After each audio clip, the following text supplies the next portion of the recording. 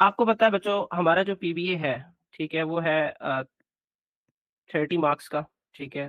30 marks का है, उसको जो है ना 2 सेक्शंस में डिवाइड किया जाता है। सेक्शन ए और सेक्शन बी। अच्छा, अब आपको पता है बच्चों जो सेक्शन ए है वो 18 मार्क्स का है और सेक्शन जो बी है वो 12 मार्क्स का है। अच्छा, अब एक्सपेक्टेड क्या है कि हर सेक्शन में मेरे ख्याल से अगर मैं सही कह रहा हूँ तो सेक्शन ए में बच्चों कितने 9 या 8 प्रैक्टिकल दिए हुए हैं, ऐसे है कि नहीं है? और उसके बाद मेरे ख्याल से 11 प्रैक्टिकल ऐसे हैं जो सेक्शन बी में दिए हुए हैं। अच्छा, अब सबसे मेन चीज़ बच्चों, ठीक है, अगर आप लोगों के पास रजिस्टर है या कुछ है तो वो भी लाज़मी है, ठीक है? सबसे मेन चीज़ जो बच्चों मैं बात कर रहा हूँ कि आपके प्रैक्टिकल में ज़्यादातर 2 ही चीज़ें आनी हैं। अब 2 चीज़ें कैसे? कि बच्चों फर्स्ट चीज़ तो है कि सेक्शन जो ए है, उस सेक्शन ए में से बच्चों जो चीज़ आप लोगों से पूछा जाएगा, वो कोई एक्सपेरिमेंटल कैलकुलेशन होगा। मतलब कोई एक्सपेरिमेंट है, उसके कैलकुलेटेड रिज़ल्ट है, समथिंग, ठीक है? एक्सपेरिमेंट है, ठीक है? एक्सपेरिमेंट है, उसका आप लोगों से हो सकता है रिज़ल्ट पूछ लिया जाए और हो सकता है कि वो एक्सपेरिमेंट का आपको डायग्राम दे दिया जाए, ठीक है? हो सकता है कि एक्सपेरिमेंट का आपको डायग्राम दे दिया जाए, ठीक है? और मेन चीज़ ये है कि डायग्राम के साथ-साथ हो सकता है कि बच्चों वो आपको ग्राफ या फिर आपको टेबल की फॉर्म में डाटा दे दिया जाए और आपको कहा जाए कैलकुलेट करें। ये सेक्शन ए वाले क्वेश्चंस हैं कि आपसे एक्सपेरिमेंट आपको दिया जाएगा, मतलब किसी भी ज़ाहिर-सी बात है जो मैंने एनालाइज़ किया है, एक्सपेक्टेड है कि सेक्शन ए से भी 3 प्रैक्टिकल्स आएँगे और सेक्शन बी से 3 से 4 प्रैक्टिकल आ सकते हैं। ठीक है? तो इतने प्रैक्टिकल से हो सकता है कि किसी का आपको जो है ना एक्सपेरिमेंट आपको दे दिया जाए, ठीक है? मतलब एक डायग्राम दिया जाए कि इसमें क्या हो रहा है, ठीक है? इसमें कौन-कौन से फैक्टर ऐसे हैं जो इंडिपेंडेंट है और कौन से फैक्टर ऐसे हैं जो डिपेंडेंट है। ठीक है? इवन हो सकता है कि आपको टेबल दे दिया जाए और उससे आपसे पूछ लिया जाए कि हाँ, भई इसका मीन कैलकुलेट करो। ठीक है? हो सकता है कि आपसे ये पूछा जाए कि भई इसमें क्या हो रहा है और इसका रिजल्ट क्या है इस एक्सपेरिमेंट का।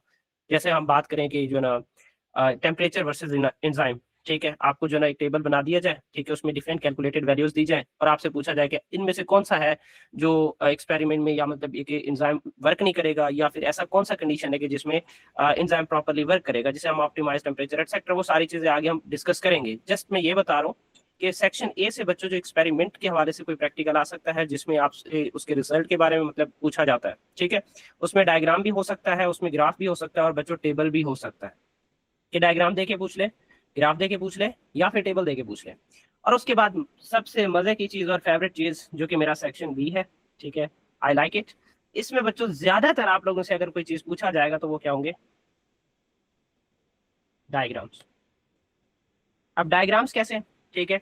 आपको पता है कि हमारे प्रैक्टिकल्स में सेक्शन बी में ऑलमोस्ट सारे जो ना डायग्राम्स दिए हुए हैं, ठीक है? अब वो प्लांट्स के हवाले से हैं, ठीक है? प्लांट्स के हवाले से, ठीक है? वो एनिमल्स सेक्शन के हवाले से हैं, ठीक है? और उसके बाद जो है ना वो प्रोटोज़ोन के हवाले से हैं।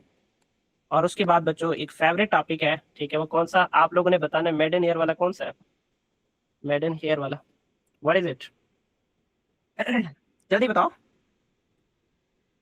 हाँ जी, बोले हैं, क्या हो गया बच्चों जल्दी बोलो। मेडन ईयर किसे किसे कहते हैं? हेलो? मैंने आवाज़ भी बढ़ा दी है, फिर भी आप लोगों की आवाज़ नहीं आ रही। काइंडली आप मुझे ऐड करें। हाँ बच्चों, हेलो?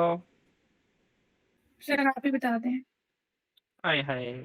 किसी के लिए एडियंटम, एडियंटम वो जो फंगस है, हाँ, एडियंटम का जो लाइफ साइकिल है वो उसमें सॉरी हमने उसकी बात की थी, किंगडम प्लांटाe से बिलॉन्ग करता है। याद है कि नहीं है? सर एडियंटम इन्फॉर्मेटिव थी ना। तो फॉर्मेटिव बल्कि वो सुमेटिव फॉर पीबीए था। सुमेटिव फॉर पीबीए था वो, ठीक है? तो ये Adiantum, life cycle of Adiantum, तो वो यहाँ पे आप लोगों को करना है, ठीक है? तो यहाँ तक ये बात क्लियर है कि सेक्शन ए में आप लोगों से क्या पूछा जा सकता है और सेक्शन बी में आप लोगों से क्या पूछा जा सकता है, यस सर। यस ठीक जी है? सर। आगे वैसे सारी चीज़ें दी हुई है, तो मैं कुछ बहुत सारी चीज़ें ऐसी हैं जो शॉर्ट करके आगे बढ़ने की कोशिश कर रहा हूँ, ठीक है?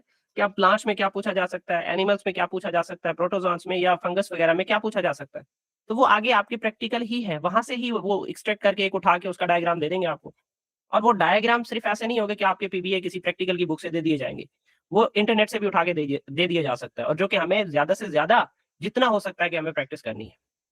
तो ये बच्चों आप प्रैक्टिकल सेक्शंस के हवाले से और किस तरह के क्वेश्चन बन सकते हैं, ये वो चीज है। अच्छा, उसके बाद बच्चों हमारे सेक्शन ए में आपको पता है कि जैसे मैंने कहा था कि 8 प्रैक्टिकल है, ठीक है, मेरे ख्याल से 8 ही है। अब उसमें फर्स्ट प्रैक्टिकल ऐसा है कि factor affecting the enzyme activity. अब इसमें आपको पता है कि जो एंजाइम की एक्टिविटी है वो हमने फर्स्ट ईयर जो फर्स्ट ईयर है उसका जो चैप्टर 3 है उसमें हमने पढ़ा था बच्चों, ठीक है, कि फैक्टर इफेक्टिंग द एंजाइम, ठीक है, रेट ऑफ रिएक्शन हमने पढ़ा था, ठीक है। तो अब उसमें कौन-कौन से फैक्टर थे बच्चों? एक तो आपको पता है बच्चों टेम्परेचर था, टेम्परेचर, और सेकंड चीज़ बच्चों क्या था? पीएच, और थर्ड चीज़ क्या था बच्चों? वहाँ पे 4 चीज़ें दी हुई थी मेरे ख्याल से, कंसंट्रेशन, ठीक है, concentration of substrate, concentration of substrate, अच्छा, और उसके साथ क्या दिया हुआ था नेक्स्ट? कंसंट्रेशन ऑफ सबस्ट्रेट, और उसके बाद क्या दिया हुआ था? Concentration of enzyme. और कंसंट्रेशन ऑफ एंजाइम के हवाले से एंड में मैं आप लोगों से एक छोटा-सा प्रैक्टिकल भी करवाऊँगा, ठीक है? Concentration of enzyme. ये बच्चों आप लोगों ने उधर पढ़े थे और उनसे रेलेवेंट यहाँ पे क्वेश्चन है। अब यहाँ पे क्वेश्चन कैसे आ सकता है? मेन चीज़ तो ये। एक चीज़ आप लोगों ने टेम्परेचर के हवाले से पहले बात करते हैं, ठीक है? टेम्परेचर के हवाले से बच्चों पहले हम बात करते हैं। इसमें क्या है कि आप लोगों ने एक तो फर्स्ट चीज़ जो आप लोगों ने पढ़ा वो था ऑप्टिमाइज़्ड टेम्परेचर। ऑप्टिमाइज़्ड टेम्परेचर,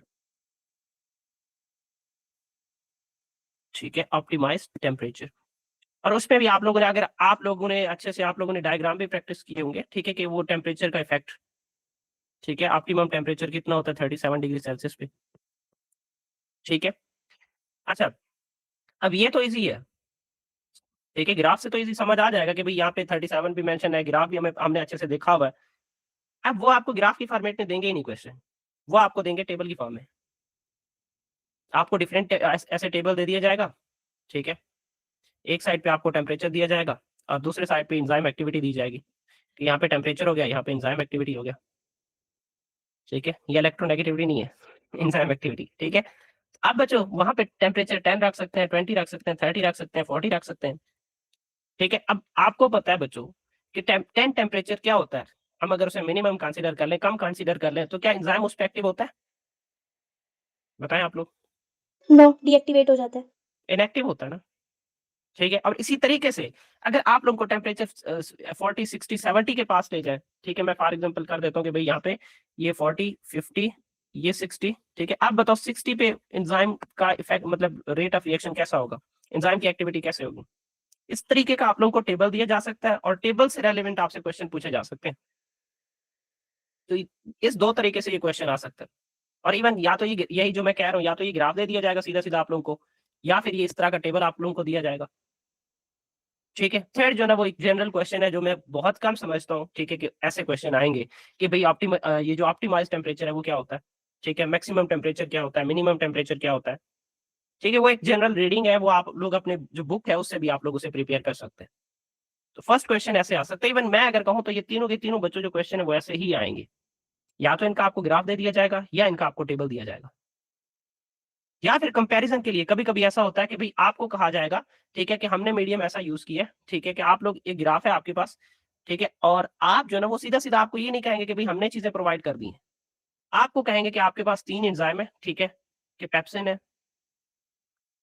इसी तरीके से आप लोगों को सिल्वरियम अमाइलेज़ दिया जाएगा, ठीक है। सिल्वरियम अमाइलेज़ के अलावा जो है ना आपको कोई पेप्टाइडेज़, ठीक है, पेप्टाइडेज़ या कुछ भी ऐसा, ठीक है, या ऐसा एंजाइम आपको दिया जाएगा, कुछ ऐसे होंगे जो एसिडिक मीडियम में काम करते होंगे, कुछ बेसिक मीडियम में काम करते होंगे, ठीक है? ये क्वेश्चन पीएच के हवाले से है, ठीक है? कि आपने यहाँ पे वही जो है ना इस साइड पे आपने इस साइड पे आप लोग जो है ना किसको रख लो, 1 मिनट, हाँ, ऐसे जो है ना इस साइड पे आप जो है ना बेशक आप बल्कि इस साइड पे पीएच को रख लो और इस साइड पे आप लोग रेट को रख लो, ठीक है?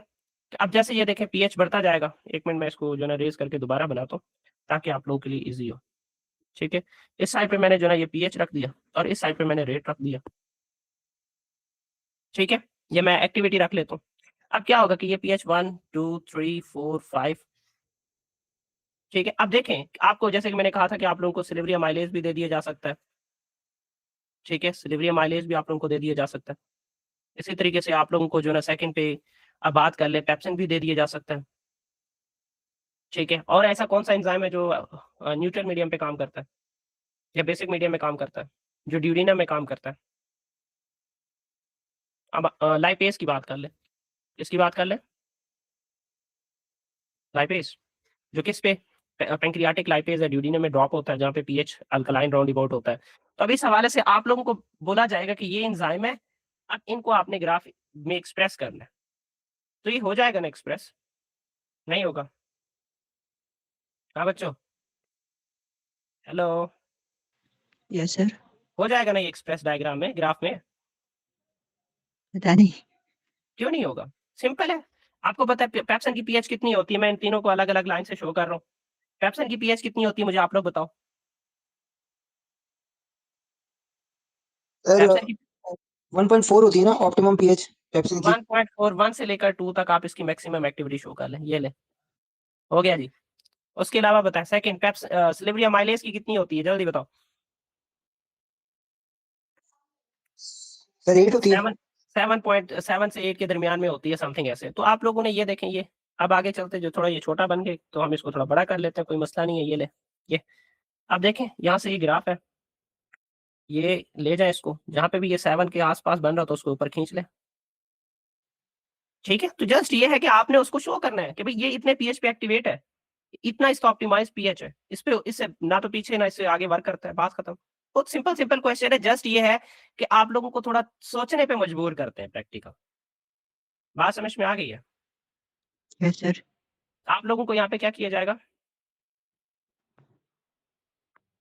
सोचने पे मजबूर करेंगे। हाँ जी, यहाँ तक बात ओके है? यस जी सर। सर। अच्छा, उसके बाद बच्चों फिलहाल इस 2 प्रैक्टिकल को छोड़ दें। ठीक है, ये मैंने इसको नहीं देखा, जो सही वाली बात है। ठीक है, मैं आगे चलता हूँ। अच्छा, अब उसके बाद क्या, to investigate the concentration of reducing sugar glucose by Benedict test using क्लोरीमीटर।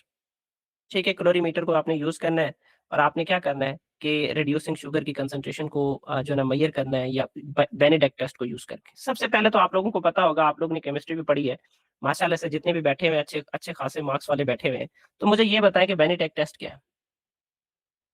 Sir glucose को आइडेंटिफाई करने के लिए टेस्ट होता है ना, प्रेजेंस ऑफ ग्लूकोज को आइडेंटिफाई करते हैं। रिड्यूसिंग शुगर को आइडेंटिफाई करने के लिए टेस्ट दिया जाता है। ठीक है, कि ये एक टेस्ट है। ठीक है, इसी तरीके से अगर मैं बाकी टेस्ट की बात करूं, आयोडीन टेस्ट है इसी तरीके से, जो कि आगे मेरे ख्याल से वो भी है। ठीक है, आयोडीन टेस्ट। ठीक है, ये मेरे ख्याल से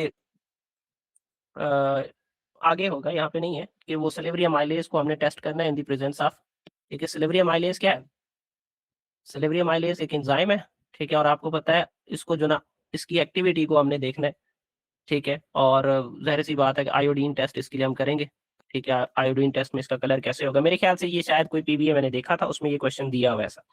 तो हाउएवर आगे आ गया तो इसके हवाले से मैं आपको समझा दूंगा। ठीक है, अब इसी तरीके से बच्चों जो ना बायूरेट टेस्ट है। ठीक है, और उसके अलावा आपको पता है बच्चों कौन सा? Benedict test. Benedict test. ठीक है, आयोडीन टेस्ट बच्चों आपको पता है ये किसके लिए यूज होता है? स्टार्च के लिए यूज होता है, स्टार्च के लिए।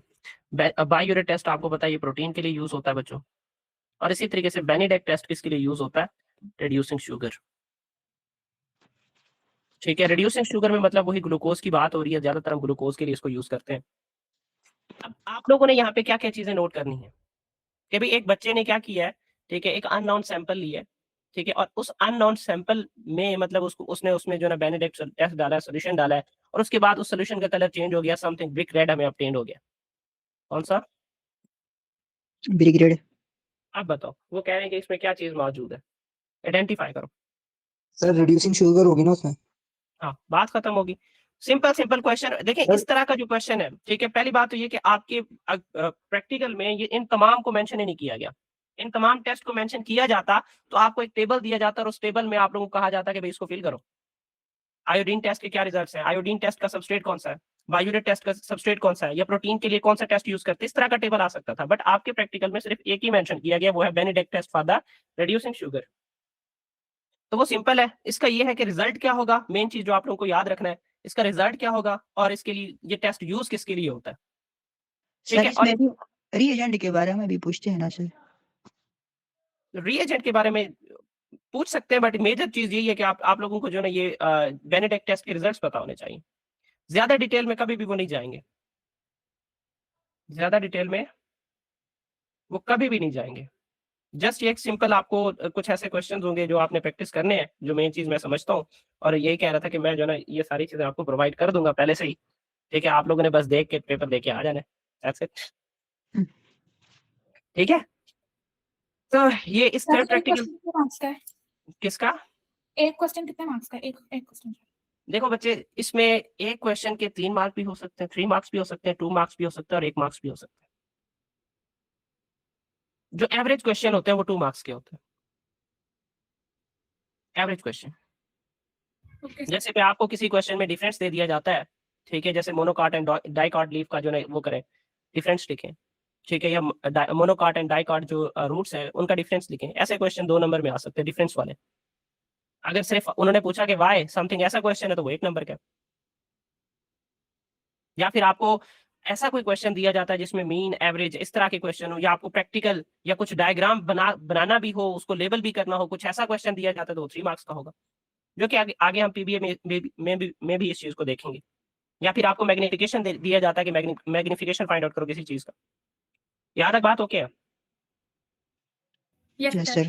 चलो, अच्छा उसके बाद नेक्स्ट चीज जो मजे की है, ठीक है, to measure the size of a tissue और a cell using eyepiece, graticule और ऑकुलर माइक्रोमीटर और स्टेज माइक्रोमीटर। अच्छा देखो, आप लोगों ने माइक्रोस्कोप देखा है, सबने देखा है ना अच्छे से? बोले, सबने अच्छे यस से सर। माइक्रोस्कोप यस देखा है? सर। मैं- यस सर। किसने नहीं देखा ये बताएं। कोई मसला नहीं, आप लोग बोल सकते हैं, हमारी कम्युनिटी एक ही है बच्चों। किसने नहीं देखा? बोले, सबने देखा है माशाल्लाह से। अच्छा बच्चों देखो, ये जो आई पीस ग्रेटिक्यूल होता है, ऐसा समझ लें बच्चों आप लोगों ने माइक्रोस्कोप का आई पीस देखा है। अब उस आई पीस के ऊपर बच्चों एक स्केल लगी हुई होती है, जो कि कॉमन कंडीशंस में नहीं होती। ये स्पेसिफिकली मतलब ऐसे स्केल्स होते हैं,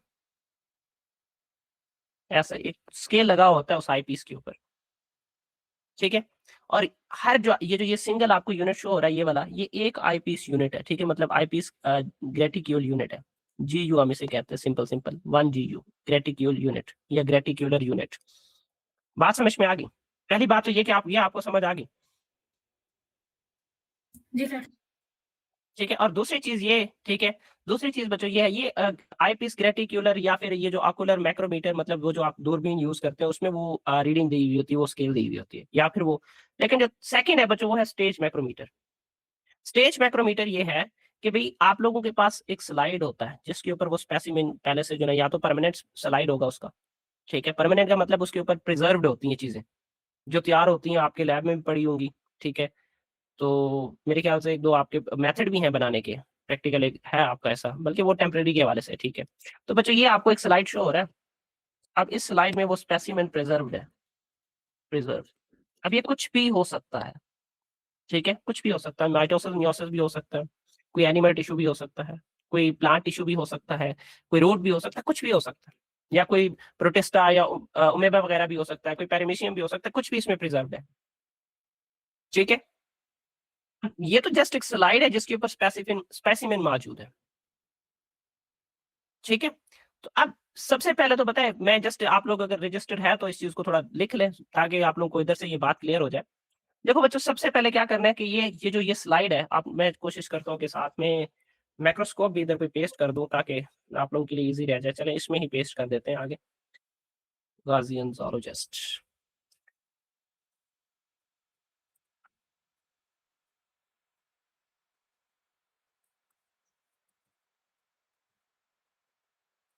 बोर तो नहीं हो रहे आप लोग? नो कौ- सर। कौन बोर हो रहा है? सर कौन बोर हो रहा है? मैं आपके साथ ही हूँ, फिक्र नहीं करनी बच्चों, मुझे भी ये चीजें बोरिंग लगती हैं। आप बताएं कौन बोर हो रहा है? सर ये जो हमें नेशनल बुक फाउंडेशन की तरफ से जो सप्लीमेंट्री रीडिंग मटेरियल मिला हुआ है वो किसी काम का है? इससे कोई हेल्प मिल सकती है पीबीए की तैयारी में? किसी हद तक, यस सर। किसी हद तक सारा नहीं। सर इसमें किसी हद समझ ही नहीं आ रहे ये जो प्रैक्टिकल्स हैं कहाँ बड़े वैसे अजीब से लिखे हैं। मैं सच बोलूं तो मैं ये समझता हूँ कि ठीक है, आप लोगों को ऐसा करने की कुछ भी जरूरत नहीं है। ठीक है, जस्ट ये जो मैं आप लोगों को चीजें बता रहा हूँ, ठीक है, अगर आप इनको गूगल पे यूट्यूब पे सर्च कर लेते हैं, ठीक है, या समथिंग ऐसा, तो आप लोगों की तैयारी वहां से ही हो जाएगी। और ये देखें, मैं आप बजाते खुद मैं अपने बच्चों को कह रहा हूँ, मैंने पहले भी इनको अपने उसमें कहा था, क्लासेस में कहा था कि आप लोगों को पीबीए की बुक देखने तक की जरूरत नहीं है, सारा काम मेरी तरफ से होगा। ठीक है, चलो देखें बच्चों, सबसे पहले क्या है कि आप लोगों ने एक स्लाइड लेनी है फर्स्ट नंबर पे। याद है ये नंबर क्या है? पहले नंबर पे क्या करना है बच्चों, जल्दी बताओ। स्लाइड लेनी है। क्या करनी है? रिस्पॉन्स स्लाइड ही नहीं लेनी है, है। नाराज है सारे। जब नाराज होते हैं ना सारे, तो पढ़ाने का दिल ही नहीं करता। सारे रिस्पॉन्स करो बच्चों। देखो बच्चों, आप लोगों ने पहले नंबर पे क्या ली, स्लाइड ली, मैं यहाँ पे लिखता जा रहा हूँ। क्या लिया आप लोगों ने? Slide yes sir. और सेकंड चीज ये कि आप लोगों ने बच्चों कौन सी आई पीस यूज की, जो क्या थी जल्दी बताओ? ग्रेटिक्यूलर थी। कौन सी थी? ग्रेटिट्यूड। ये कौन सा आपका स्टेप है? Second. Okay second step. Third step में आप लोगों ने क्या करना है बच्चों, वो स्लाइड थी जिसके ऊपर आपका ऑब्जेक्ट रखा हुआ था बच्चों, उसको आपने क्या करना है, इस ऑब्जेक्ट या स्टेज पे आप लोगों ने एडजस्ट करना है। क्या करना है? क्या करना है? स्टेज पे एडजस्ट करना। स्टेज पे एडजस्ट करना है। और स्टेज पे एडजस्ट करके आप लोगों ने क्या करना है कि ऑब्जेक्ट जो भी है उसको आपने उसकी साइज को मेजर करना है। ऑब्जेक्ट के साइज को क्या करना है? मेजर करना है।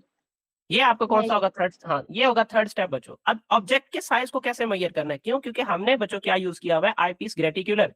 फॉर एग्जांपल मैं कहता हूँ बच्चों, ये हमारा वो आईपीस ग्रेटिकुलर वो था। ठीक है, चलो इसको मैं दोबारा थोड़ा सीधा बना लेता हूँ, अल्लाह खैर करे।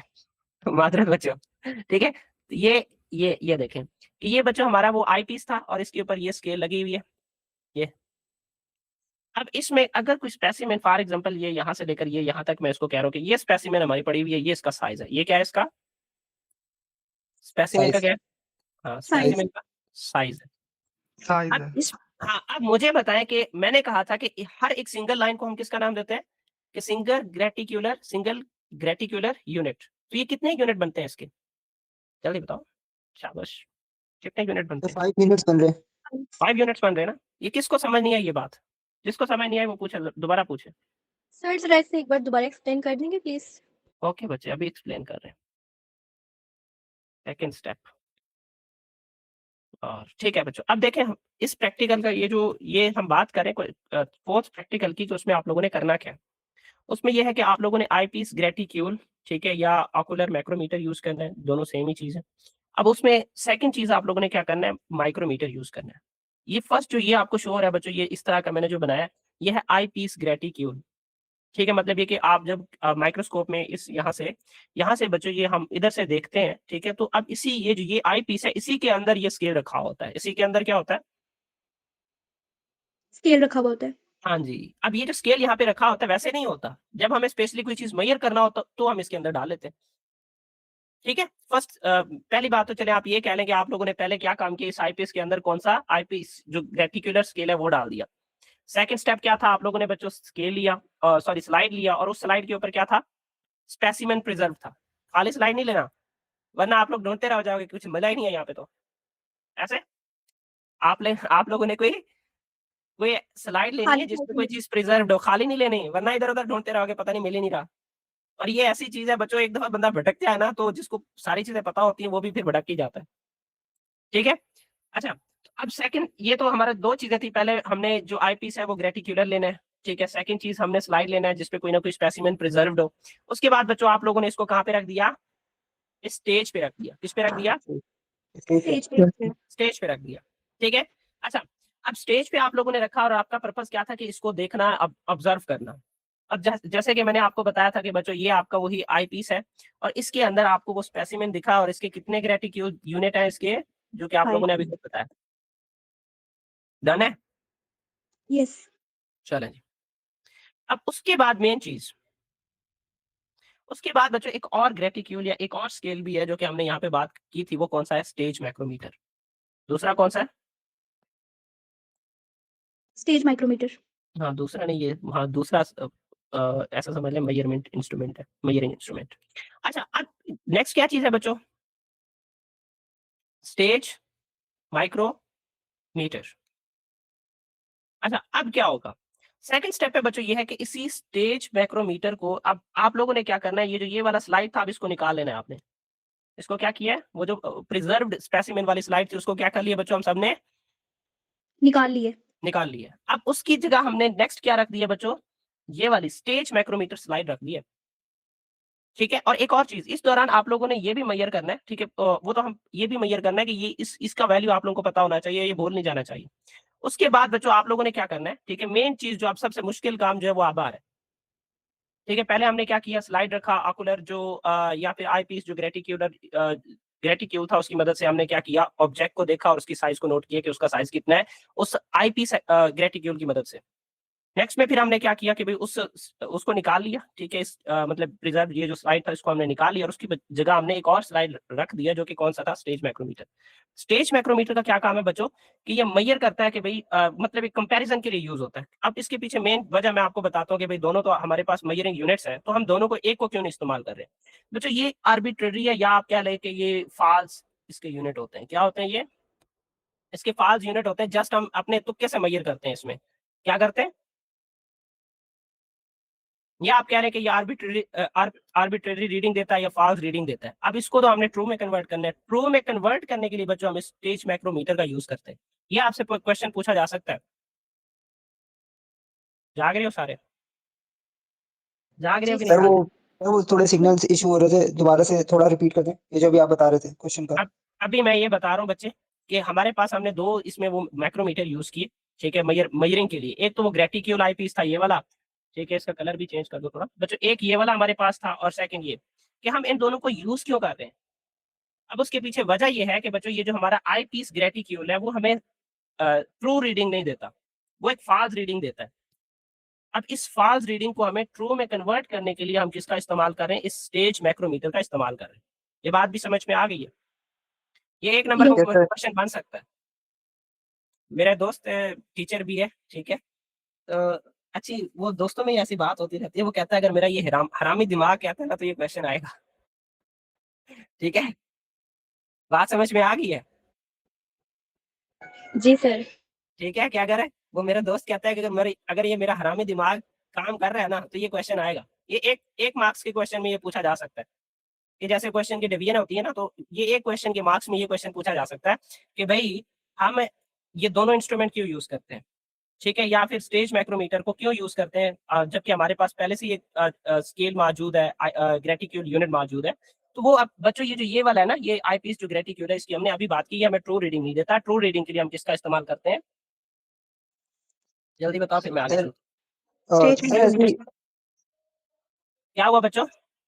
सर कोई ऐसा क्वेश्चन आ सकता है कि अगर वो हमें ग्रेटिक्यूल वाली माइक्रोमीटर की रीडिंग देते हैं और ये स्टेज माइक्रोमीटर की, और हमसे फाइनल रीडिंग का पूछें कैलकुलेट करने के लिए। पूछ सकते हैं, जो कि अभी मैं आगे बताने जा रहा हूँ आपको। रेडी रहो। अच्छा बच्चों, यहाँ तक बात ओके है? जी जी सर। सबको क्लियर है?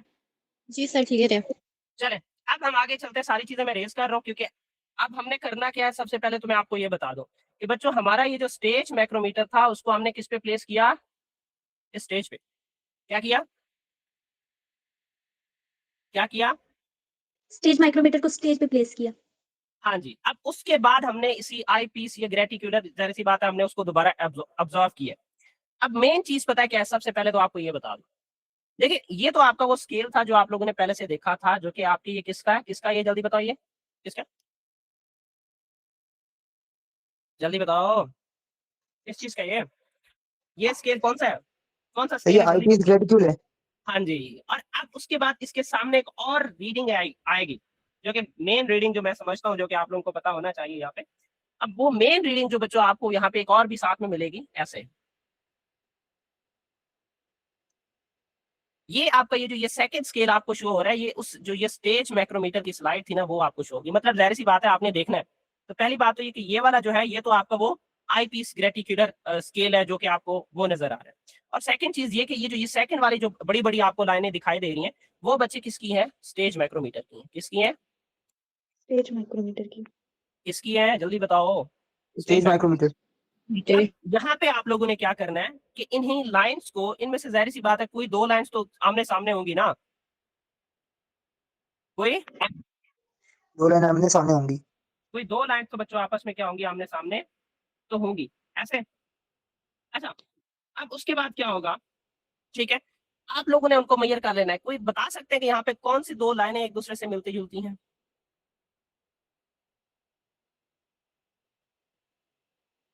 कोई बता सकते हैं कितनी, कौन सी दो लाइनें हैं जो एक दूसरे से मिल सकती हैं? मुझे तो जहां तक लग रहा है एक तो ये वाला किसी ना किसी तरीके से ये वाला मिल सकता है। सर मुझे लग रहा है ये जो स्टेज माइक्रोमीटर की जो लास्ट वाली लाइन है और हाँ ग्रेटिकुलर आईपीस की सेकंड लास्ट वाली लाइन। हाँ, ये वाली, एक ये वाली, और यस उसके बाद दूसरे वाली, दूसरा कौन सा, और दूसरा कौन सा मिल रहा है, जल्दी बताओ। अगर आप स्टेज माइक्रोमीटर की थर्ड वाली। अच्छा थर्ड अ, वाली, सर मुझे अच्छा वो लग रही है। एक मिनट एक मिनट,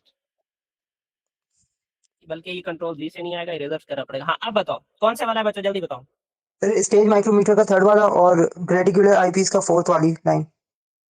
इन दोनों, ओह सॉरी, ठीक है, आप कह रहे हैं कि सर जी एक ये वाला और एक ये वाले, इनकी बात कर रहे हैं, यस सर। ठीक है। अब एक और चीज बताऊं, ठीक है, कि ये जो ये मेरा जो ये स्टेज मैक्रोमीटर है वो मैंने जस्ट ऐसे अर्जी बनाया, क्या किया है, अर्जी बनाया, ठीक है। अब मेन चीज जो मैं आपको बताना चाहता हूं बच्चों, कि आप लोगों ने सेकंड, ये जो नेक्स्ट जो स्टेप था वो हमारा क्या था, कि ये जो ये स्टेज मैक्रोमीटर और ये जो ग्रेटिकुलर जो स्केल है, अब इनकी लाइंस आपने मेजर करनी है। इनकी लाइन क्या करनी है आप लोगों ने, ये करेंगे। मेजर करनी है। अब इसमें ये है कि आप लोगों ने ये देखना है कि ये जो ये यहां से लेकर यहां तक कितनी ग्रेटिक्यूल्स आई हैं, ये देखें।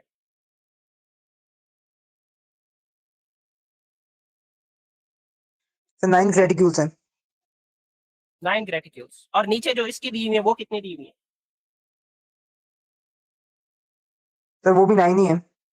वो भी 9 ही है, ठीक है। अच्छा, अब एक और चीज देखो बच्चों, इसको मैं थोड़ा यहां से आपको दिखा दूं।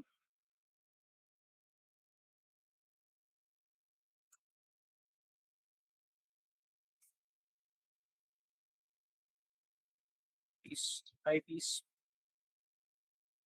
Gratitude and stage micrometer. अच्छा, अब ये चीज जो आपको यहाँ पे देखने को मिलेगा, इसको जरा देखें। ये इनकॉग्निटो मोड पे आ गया, एक मिनट इसको कॉपी करता हूँ। यस, हाँ जी, आप देखें यहाँ पे, देखो बच्चों, मैं इससे इसको ले लेता हूँ, ये देखें, ये इमेज नजर आ रही है आप लोगों को, ये देखें, जी सर ये नजर आ रही है आपको।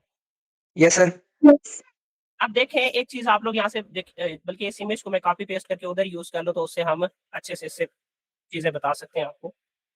यहाँ पे ही इसको पेस्ट कर देते हैं, जस्ट वेट।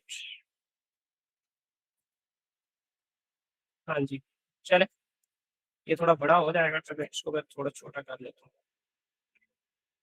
हाँ जी, अब देखो बच्चों, देखो मेन चीज ये जो चीज मैं आपको वहां पे बता रहा था, अब देखें कि ये आई पीस ग्रेटिक्यूल जो आपको ऊपर से शो हो रहा है, ठीक है, ये आई पीस ग्रेटिक्यूल ये जो आपको ये ऊपर से शो हो रहा है, और ये नीचे जो है ये स्टेज माइक्रोमीटर स्लाइड आपको शो हो रहा है।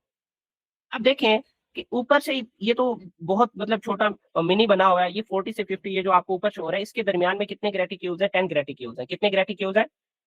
10 ग्रेटिक्यूल्स। 40 से 50 तक 10 ग्रेटिक्यूल्स, इसी तरीके से 60, और ये जो ये लाइन ड्रा की हुई है वो 30 के बाद है, 35 से लिया हुआ है। कितने से लिया हुआ है? 35 से। 35 से लिया हुआ है। अब उसके बाद क्या है कि ये टोटल ग्रेटिक्यूल्स कितनी आई है उसकी, कौन सी ऊपर से, जैसे मैं यहाँ पे बात कर रहा था कि ऊपर से कितनी आई है और नीचे से कितनी आई है, तो नीचे से ये देखें यहाँ पे कितना उसका 1 mm, मतलब 50 से 60 तक कितने उसकी डिवीजन आती है, 1 mm डिवीजन आती है। तो आप लोगों ने क्या करना है कि इन चीजों को मैच करना है। क्या करना है कि क्या करना है, इनको मैच करना है। या फिर आप देखें कि इसका ये देखें कि ये जितने भी यहाँ पे इसके ये लाइंस रीडिंग्स दी हुई हैं 50 से 60 के दरमियान में कितने रीडिंग्स दी हुई हैं, 50 से 60 तक कितनी रीडिंग दी हुई है? सर 10 है। 10 दी हुई है।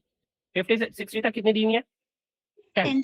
अब आप लोगों ने क्या करना है कि जैसे मैंने यहाँ पे बात की थी, ठीक है, कि फॉर एग्जांपल हम कहते हैं कि यहाँ से लेकर यहाँ तक ये कितनी डिवीजन है, 10 डिवीजन है, और इस हवाले से तो फिर ऊपर वाली ज्यादा होंगी, या हम इसकी बात कर लें इस डायग्राम के हवाले से कि आप देखें ग्रेटिक्यूल्स कितनी है यहाँ पे, इस इमेज के हिसाब से कितनी है,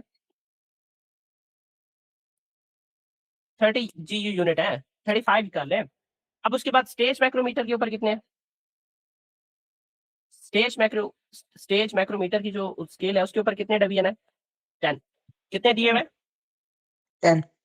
अब सबसे बेंच एक चीज आप लोगों को ये आई होप ये बात समझ में आ गई है कि भाई ग्रेटिक्यूलर यूनिट्स कितने दिए हुए हैं इस इमेज के मुताबिक, मतलब वहां पे 30 फॉर एग्जांपल कि उन्होंने इमेज देखा उसके मुताबिक कितनी ग्रेटिक्यूल कवर हुई वहां पे, 35।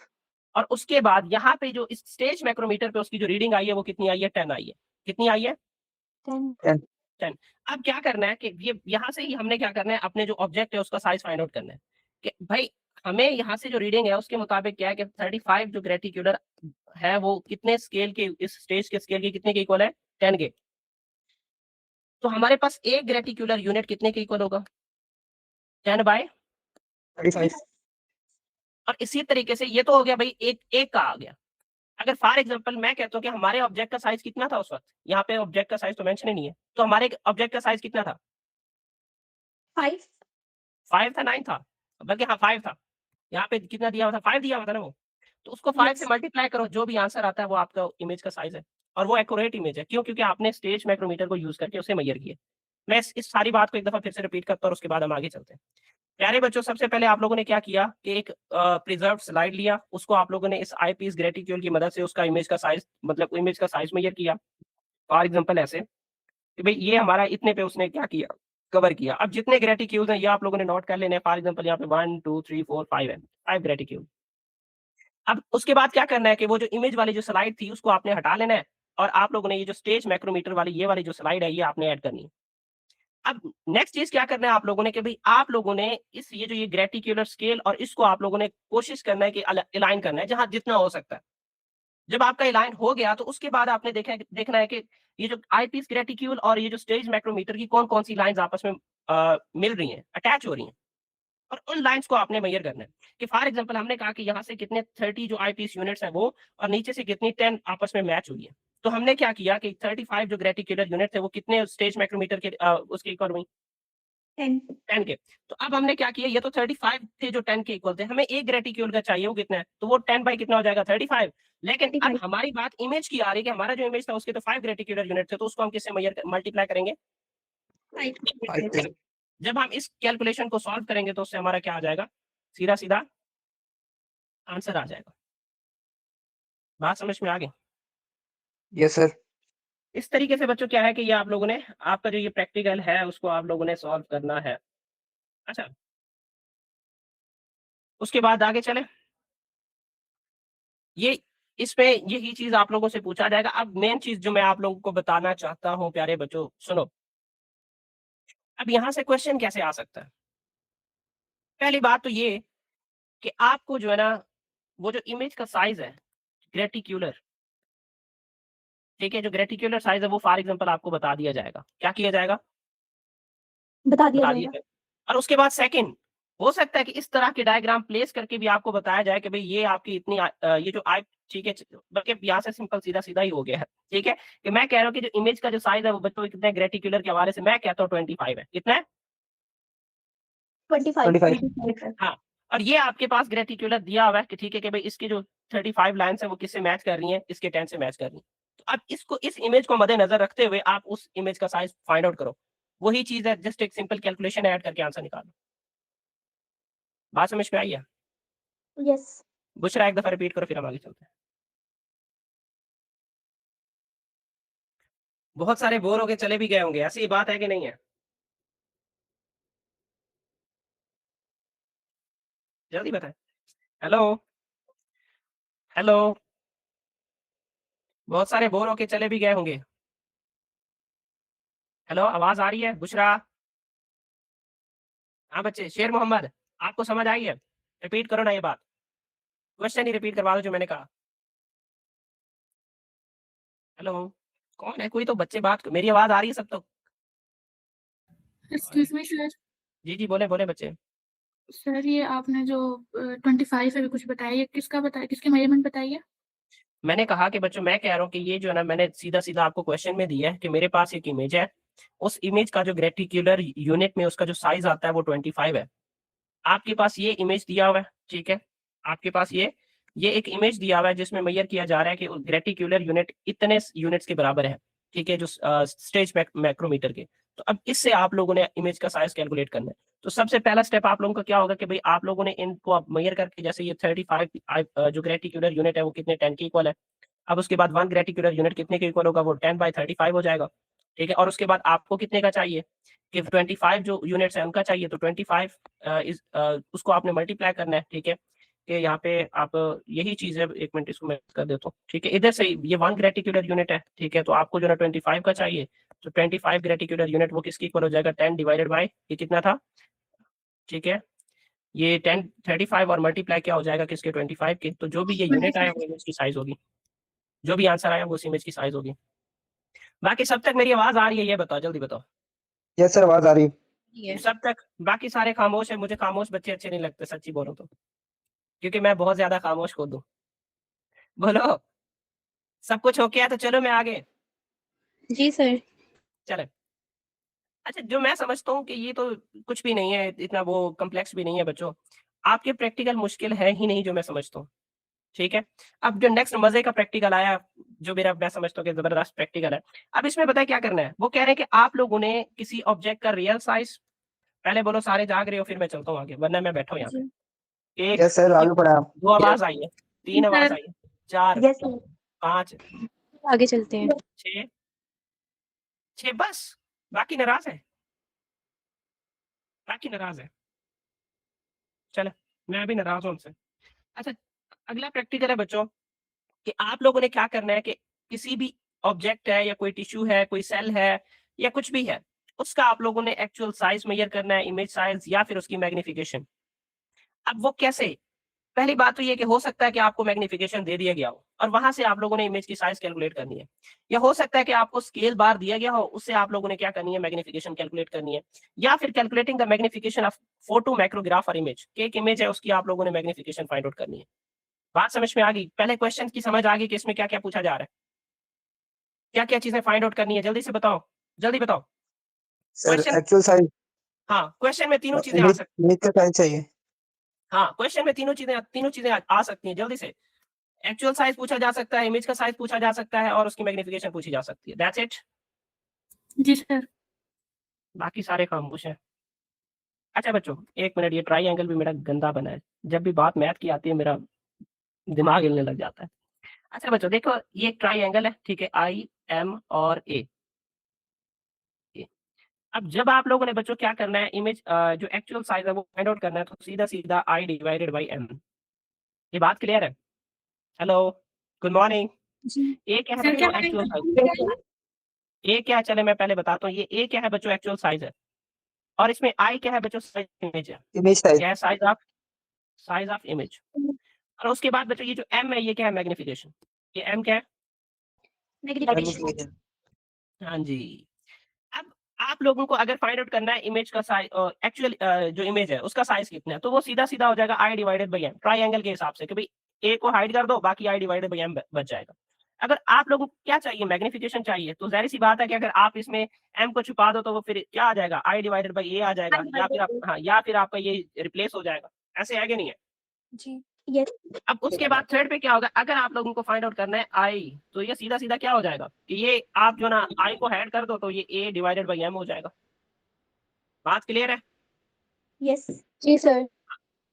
सबसे पहले बताओ कि बात क्लियर है, सारे बोले जी। Yes sir. Yes sir.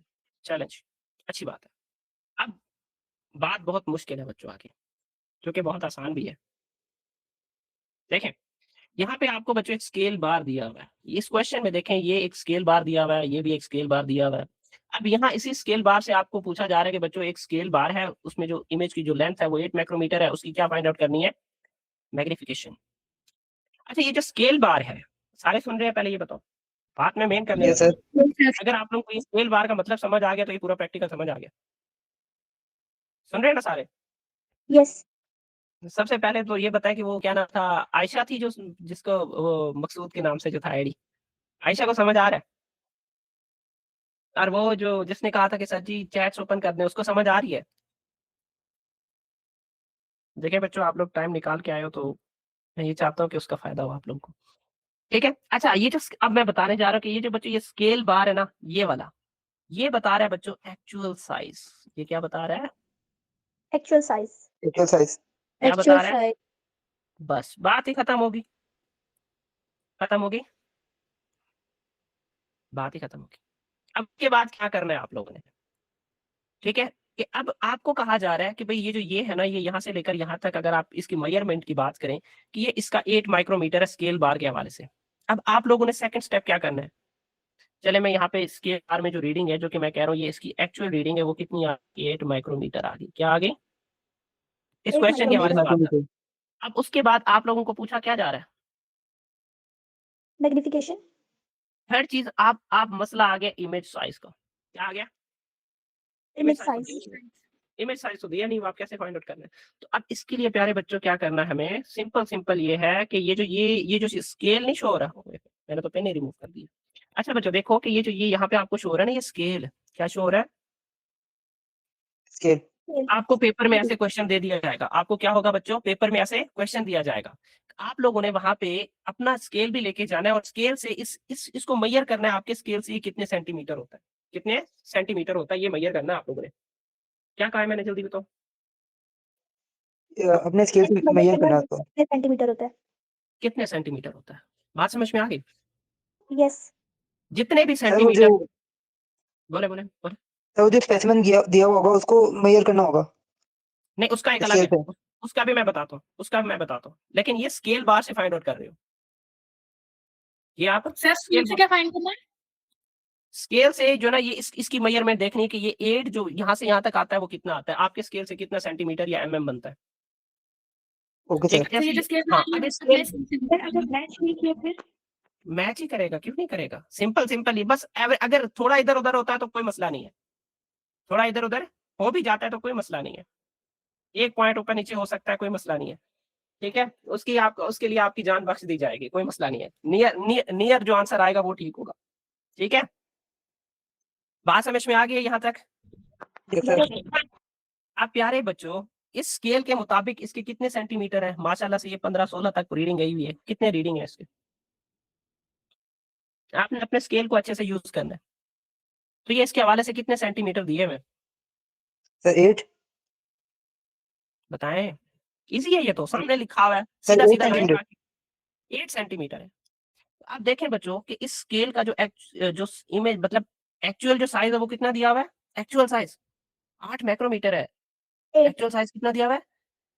8 8 micrometer. Micrometer. उस इमेज का हमें साइज जो हमें स्केल पे शो हो रहा है वो कितना है? 8 सेंटीमीटर। बाकी सारे किधर है? नाराज है? पहले बाकी बोले फिर मैं चलूंगा आगे। सर 8 सेंटीमीटर है। हाँ जी। अब बच्चों मुझे ये बताएं, क्या ये दोनों यूनिट सेम है? No sir. नो। हमें एक नो। ही यूनिट में कन्वर्ट करना है दोनों को। अगर 8 सेंटीमीटर है तो इस 8 को कन्वर्ट करो नैनोमीटर में, जल्दी बताओ कितना आएगा? करो ना, वो सॉरी नैनोमीटर तक मैं थोड़ा आगे पहुंच गया, स्पीड मेरी बढ़ गई है, इसको माइक्रोमीटर में कन्वर्ट करना है। किस में कन्वर्ट करना है? हाँ जी। माइक्रोमीटर। अब इसके लिए आप लोगों को जो कन्वर्जन है वो आनी चाहिए। क्या आनी चाहिए? कन्वर्जन। सर माइक्रोमीटर के लिए 10⁻⁻6 होती है ना? हाँ, जी। तो अब इसको कन्वर्ट करो कि 8 जो सेंटीमीटर है वो कितने माइक्रोमीटर के इक्वल होता है, जल्दी बताओ। शाबाश, आप लोग बताओ। अब ये प्रैक्टिकल आप लोगों ने सॉल्व करना है। मेन चीज समझा दी है इसका स्केल बार वाले का। ऐसा कोई भी क्वेश्चन आ जाता है तो सीधा सीधा ऐसे ही सॉल्व करना है इसको। जल्दी बताएं बच्चों, इतने में तो पता नहीं मैं कहां से होके आ जाऊं। सर आप करके गेम, दिखा दें, समझ नहीं आ रहा। वो गेम याद है ना आप लोगों को? वो कहते हैं कि ठीक है आप फलां जगह को हाथ लगा के आ जाओ, तब तक हम छुप जाते हैं। तो पता नहीं इतने में मैं कहाँ पहुंच जाता। एक मिनट में लिंक शेयर कर लो। इतने में पता नहीं मैं कहाँ पहुंच जाता। माशाल्लाह से हम सारे बायो वाले, मैथ हमारी अच्छी है। ऐसे ना बच्चों, ऐसे बताएं। बातें होती रहेंगी बच्चों, बातें लाजमी है, बातें बोर नहीं करेंगी आप लोगों को। सीधा सीधा है बच्चों। ठीक है, कि 1 सिंपल ये है कि जो बच्चों 1 सेंटीमीटर है वो कितने माइक्रोमीटर के इक्वल होता है? 10,000 माइक्रोमीटर। 10,000 micrometers. तो अब 10,000. हाँ, जो 8 सेंटीमीटर है वो कितने माइक्रोमीटर के इक्वल होगा? बताएं, जल्दी बताएं, जल्दी बताएं, जल्दी बताएं। 80,000. 80,000 के इक्वल होगा। तो 80,000 माइक्रोमीटर क्या? 80,000 माइक्रोमीटर. micrometer. हाँ जी। अब क्या करना है बच्चों आप लोगों ने? सारी बातें यहाँ से पता चल गई हैं। अब फार्मूले में पुट करो आप लोग। Magnification is equal to I divided by A will change is equal to 80,000 divided by 8। चलें जी, 8 पे डिवाइड करें इसको, जल्दी करें। 8 पे डिवाइड 10,000. 10,000 बच जाएगा. 10,000। तो 10,000 बच्चों इसकी क्या हुई है? Magnification. 10,000 टाइम इसकी क्या हुई है? मैग्निफिकेशन. मैग्निफिकेशन दी हुई है। बात क्लियर? बात क्लियर है? Yes sir. Yes, sir. जी. Yes, sir. चलें जी, शाबाश। प्यारे बच्चों, अब मुझे ये बताओ कि ये जो नीचे वाला इमेज दिया हुआ है, क्या इसका आप ऐसे ही इसका मैग्निफिकेशन फाइंड आउट कर लोगे? Yes. बोले जी सर. Yes sir. क्या करना है? सबसे पहले क्या करना है? ये तो आपको ये जो ये ए दिया हुआ है, ये इसका ये ऐसा समझ ले एक्चुअल साइज है। सेकंड चीज ये कि इसको आपने स्केल से मेजर करना है कि ये कितना आता है, जो कि आप लोग जब प्रैक्टिकल देने जाओगे वहां पे पेपर पे ये इमेज बनाओ, वहां पे ये पेपर पे ये इमेज बना होगा। उसी पेपर पे आपने स्केल लिखेंगे. की मदद से इसको इसकी रीडिंग लेनी है कि कितने सेंटीमीटर है, कितने एमएम मीटर आता है, एटसेट्रा। फिर उसको क्या करना है बच्चों? ठीक है, उसको आपने सेम यूनिट में कन्वर्ट करना है जिस यूनिट में ये दिया हुआ है। तो जाहिर सी बात है कि आप लोग ने आपको आपके पास कैलकुलेटर होगा तो सीधा सीधा वहां से मेजर कर लें, या फिर इनकी वैल्यूज कन्वर्जन जो आपको अच्छे से आने चाहिए, वो जो कन्वर्जन है वो आपको अच्छे से आना चाहिए। ठीक है, कि सेंटीमीटर से मिलीमीटर में जाना है या मिलीमीटर से माइक्रोमीटर में जाना है, माइक्रोमीटर से नैनोमीटर में जाना है, तो उसके लिए किन चीजों से मल्टीप्लाई करनी, किन से नहीं करनी, ये आप लोगों को अच्छे से पता होनी चाहिए। यहाँ तक बात हो क्या है? Yes. बोले, यस सर. या आप ये ना कहें कि वो भी बता दें। बता दूं? बता दूं? सर बता दें. चले, एक सिंपल रेशो है बच्चों, सिंपल। ठीक है, अगर आप लोग आई होप ये रेस करो या ये रहने दो, इसको रहने दो या रेस करो? रहने दो, साइड पे थोड़ा लिख लेते हैं, क्यों एवं बच्चों बाद में किसी का भला हो जाएगा। चले, अच्छा अब देखो बच्चों, ये जो कन्वर्जन यूनिट्स है, ठीक है, ये सिंपल ये है कि मैंने 3-4 लिखी हुई है। एक है बच्चों सेंटीमीटर। सेंटीमीटर, मुझे ये बताओ सारे जाग रहे हैं कि नहीं जाग रहे? Yes sir. जागे में. सेंटीमीटर, मिलीमीटर हो गया, ठीक है, और इसी तरीके से बच्चों क्या हुआ? माइक्रोमीटर हुआ, ठीक है। उसके बाद बच्चों नैनोमीटर हुआ।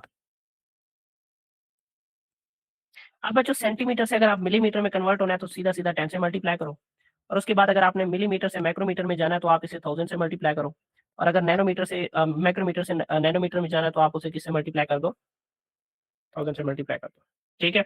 ये मल्टीप्लिकेशन है जब आप सेंटीमीटर से किस में जा रहे हैं? मिलीमीटर में, मिलीमीटर से नैनोमीटर में, नैनोमीटर सॉरी माइक्रोमीटर में, माइक्रोमीटर से किस में जा रहे हो? नैनोमीटर में। तो आपने सीधा सीधा किससे मल्टीप्लाई करते जाना है? जो जो वैल्यूज दी हुई है, ठीक है। अच्छा, अब जैसे आप लोगों ने सीधा सीधा अभी आप लोगों ने पढ़ा था कि हमारे पास था सेंटीमीटर, क्या था अभी? सेंटीमीटर था ना? Yes, sir. सेंटीमीटर से हमने उसको किस में कन्वर्ट किया था? माइक्रोमीटर में. तो हमारे पास, हाँ माइक्रोमीटर में, तो हमारे पास 10 और 1000 को आपस में मल्टीप्लाई करो तो ये कितना हो जाएगा? वही 10,000 हो जाएगा। ऐसे, Yes. That's it. अच्छा, अगर आप लोगों ने उल्टा जाना हो, सेम यही चीज है, इसको डिवाइड करते जाओ, ये 1000 से डिवाइड हो जाएगा, और ये किससे डिवाइड हो जाएगा? फिर 1000 से डिवाइड हो जाएगा, ठीक है, और इसी तरीके से ये किससे डिवाइड हो जाएगा? 10 से. 10 से डिवाइड हो जाएगा। सबसे पहले तो मुझे ये बताओ कि बच्चों जितने बैठे हो, ठीक है, आप लोग को समझ आया ये? जी सर. Yes sir. ठीक है, वो 10R में वो जो लोन वाले कहते हैं कि गेट नाउ पे लेटर, ठीक है, लेटर, तो भाई पढ़े आप, ऐसा समझ लें कि आप लोग को समझ आ गया, ठीक है, शुक्रिया बाद में अदा करना। चलो, अच्छा बच्चों आगे है अगला क्वेश्चन। जी जी बोले सर ये बोले। जो अभी आप लेक्चर दे रहे हैं इसकी रिकॉर्डिंग चल रही है, आप यूट्यूब पे मेरे डालेंगे ख्याल से बाद में चल इसको? रही है, मेरे ख्याल से चल रही है, चल रही है ना सर फिर बच्चों? बाद में चल रही है. सर आप यूट्यूब पे डाल दीजिएगा बाद में. ठीक है, ओके बच्चों, चले। अब उसके बाद नेक्स्ट चीज बच्चों हमारा है क्या? मैग्निफिकेशन। क्या हमारा दिया हुआ है? मैग्निफिकेशन. चले, मैं ये यहाँ पे कोई डायग्राम नहीं दिया हुआ, मैं सीधा सीधा आप लोगों को एक सैंपल के तौर पर समझाता हूँ कि बच्चों हमारे पास ये एक सेल दिया हुआ है वाई। ये कौन सा दिया हुआ है? क्या दिया हुआ है? बोलो ना। सर चल रही है. वाई सेल दिया हुआ है और दूसरी तरफ मैं कह रहा हूँ इसकी मैग्निफिकेशन है 40x। क्या दिया हुआ है? 40x मैग्निफिकेशन है। अब आप लोगों को यहाँ पे देखें, वाई मैंने कहा ये सेल है और ये सेल इतने टाइम मैग्नीफाइड हुआ है। इतने टाइम क्या हुआ है? मैग्नीफाइड हुआ है। आप लोग जरा रिस्पॉन्स करो, मैग्निफिकेशन इसकी मैंने कितनी दी है? 48 और उसके बाद मैग्नीफाइड तो यहाँ पे दिया हुआ है कि कितना हुआ है, जो कि हमें अभी स्केल की मदद से मेजर करना है। और आपसे क्वेश्चन क्या है कि आप लोगों ने क्या करना है बच्चों, इसको एक्चुअल साइज बताना है। एक्चुअल साइज बताना है। बात समझ में आई है? Yes yes sir. ठीक है, अब एक्चुअल साइज का फार्मूला भी आप लोग यहाँ पे लगा रहे हैं कि A is equal to I divided by M. अब आप लोगों ने प्यारे बच्चों स्केल उठा के इसको मेजर करना है और जितनी भी वैल्यू आएगी वो आपका क्या हो जाएगा? Image size. Image size. मैं अगर कहता हूँ कि बच्चों ये क्या है 2 सेंटीमीटर है, ये कितना आया हमारा? 2 सेंटीमीटर। तो आप लोगों ने क्या करना है 2 डिवाइडेड बाय 40, तो जो भी आंसर आ जाएगा वो क्या होगा आपका? Actual size. Actual size. कितना आसान है ये, है कि नहीं है? यस सर ये जब हम इमेज का साइज ले रहे होंगे तो जिस साइड से लॉन्गेस्ट लेंथ आ रही होगी उस तरफ से लेनी होगी ना? हाँ हाँ, किसी किसी तरीके से भी ले ले, कोई फर्क नहीं पड़ता। बस ये है कि आप लोगों को जो मेंशन किया गया ना, जैसे ये अब मैंने यहाँ पे लिख दिया y, तो अब आपको इसी y का ही बताया जा रहा है कि आपने इसकी लेनी है। ठीक है, इसका जो साइज है वो मेजर करनी है, इसके अलावा आप किसी सेल का साइज मेजर नहीं कर सकते। Okay sir. ठीक है, तो ये सीधा सीधा आपने वो स्केल की मदद से यूज कर लेना है। स्केल आपका सेंटीमीटर वाला है तो अच्छी बात है, माइक्रोमीटर वाला है, mm वाला है तो भी अच्छी बात है, जिससे आपका जो स्केल दिया हुआ है उसी से मेजर करना है। लेकिन हाँ, जब आपके पास दोनों रीडिंग डिफरेंट आ रही होंगी तो कोशिश करना है आपने स्मॉलर यूनिट में कन्वर्ट करना है। ऐसा नहीं है कि भाई अगर फॉर एग्जांपल ये यहाँ पे 8 माइक्रोमीटर है, दूसरा जो हमने उस वक्त निकाला था वो कितना 8 सेंटीमीटर था ना उसका, यस तो ऐसा नहीं करना कि आपने इसको 8 सेंटीमीटर में कन्वर्ट करना है, बट कोशिश किया जाता है कि जो छोटे यूनिट्स हैं उनको फॉलो किया जाता है। Is it clear? चलें यस यस सर। चलें जी, ये बच्चों ये यहाँ से इस तरीके का क्वेश्चन आ सकता है। क्लियर है? Yes yes sir. बाकी ये है कि आप लोगों की प्रैक्टिस पे डिपेंड करता है। ठीक है, अच्छा अब ये बच्चों आगे आ गया 6 जो प्रैक्टिकल है यहाँ पे, investigate how much a bacterial pathogen shows sensitivity resistance to a particular antibiotic by disc diffusion method. Kirby Bauer test भी बच्चों इसको कहते हैं। ठीक है, इसने इसको डिस्कवर किया था। मैं इसको सिंपल आपको आसान शब्दों में जो है ना वो समझा रहा हूँ। ठीक है, कौन से शब्दों में बच्चों? आसान। हाँ चलें बच्चा, ये डिस्क डिफ्यूजन मेथड होता क्या है? डिस्क, कितने बच्चे बैठे हुए हैं? कितने बच्चे बैठे? 14 दो उड़ गए। अच्छा ओके। चले, दो तितलियां उड़ गई। अच्छा बच्चों देखो, तो बच्चों प्यारे बच्चों, वैसे आप लोगों को एक बात बताओ ना, बताओ। जी बताइए। हाँ जी, मुझे तो वैसे उम्मीद है कि आप लोग जो है ना, मैं आप लोगों की बात नहीं कर रहा, बस रैकी में एक आई थिंक कोई कॉमेडी है या ड्रामा है, तो वो कहता है कि मैं गया हूँ, महफिल बड़ी जमी हुई थी, मैं एज अ सिंगर के तौर पर इनवाइटेड था, मैं गया हूँ, सारी चीजें सेट की और गाना स्टार्ट कर दिया आंखें बंद करके। ठीक है, तो कहता है कुछ देर बाद मैंने आंखें खोली, बंदा सिर्फ एक बैठा हुआ था। ठीक है, तो अब उससे मैंने पूछा तुम्हें मजा आ रहा है? कहता है जो कुछ कहना है कह लो, मैंने चेयर उठानी है यहाँ से। तो ये यहाँ पे भी वही बात ना, मैं यहाँ पे बोले जा रहा हूँ एंड में देखो बंदा एक बैठा हुआ है। ठीक है, और वो भी ये कहे कि सर नाराज ना हो जाए, मैं इसलिए बैठा हूँ। तो जस्ट ये एक बच्चों मजाक था ताकि आप लोगों को रिफ्रेश किया जाए। चलो अब हम आगे चलते हैं। देखो बच्चों, डिस्क डिफ्यूजन मेथड पता है क्या होता है? बताओ। जी सर। सिंपल बच्चों मेथड ये है कि भाई इसमें क्या किया जाता है, जब भी कोई न्यू एंटीबायोटिक डिस्कवर किया जाता है, क्या किया जाता है? Antibiotic discover. जो एंटीबायोटिक डिस्कवर किया जाता है। अब भाई देखा जाता है कि भाई हमने जो एंटीबायोटिक बनाया है वो इफेक्टिव है या नहीं है। ये उसकी इफेक्टिविटी और सेंसिटिविटी को मेजर करता है। इसको इफेक्टिविटी और सेंसिटिविटी। हाँ जी, जबरदस्त, इस चीज को ये मेजर करता है।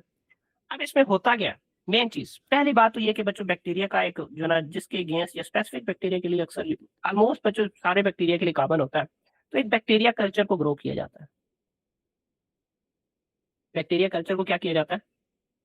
ग्रो।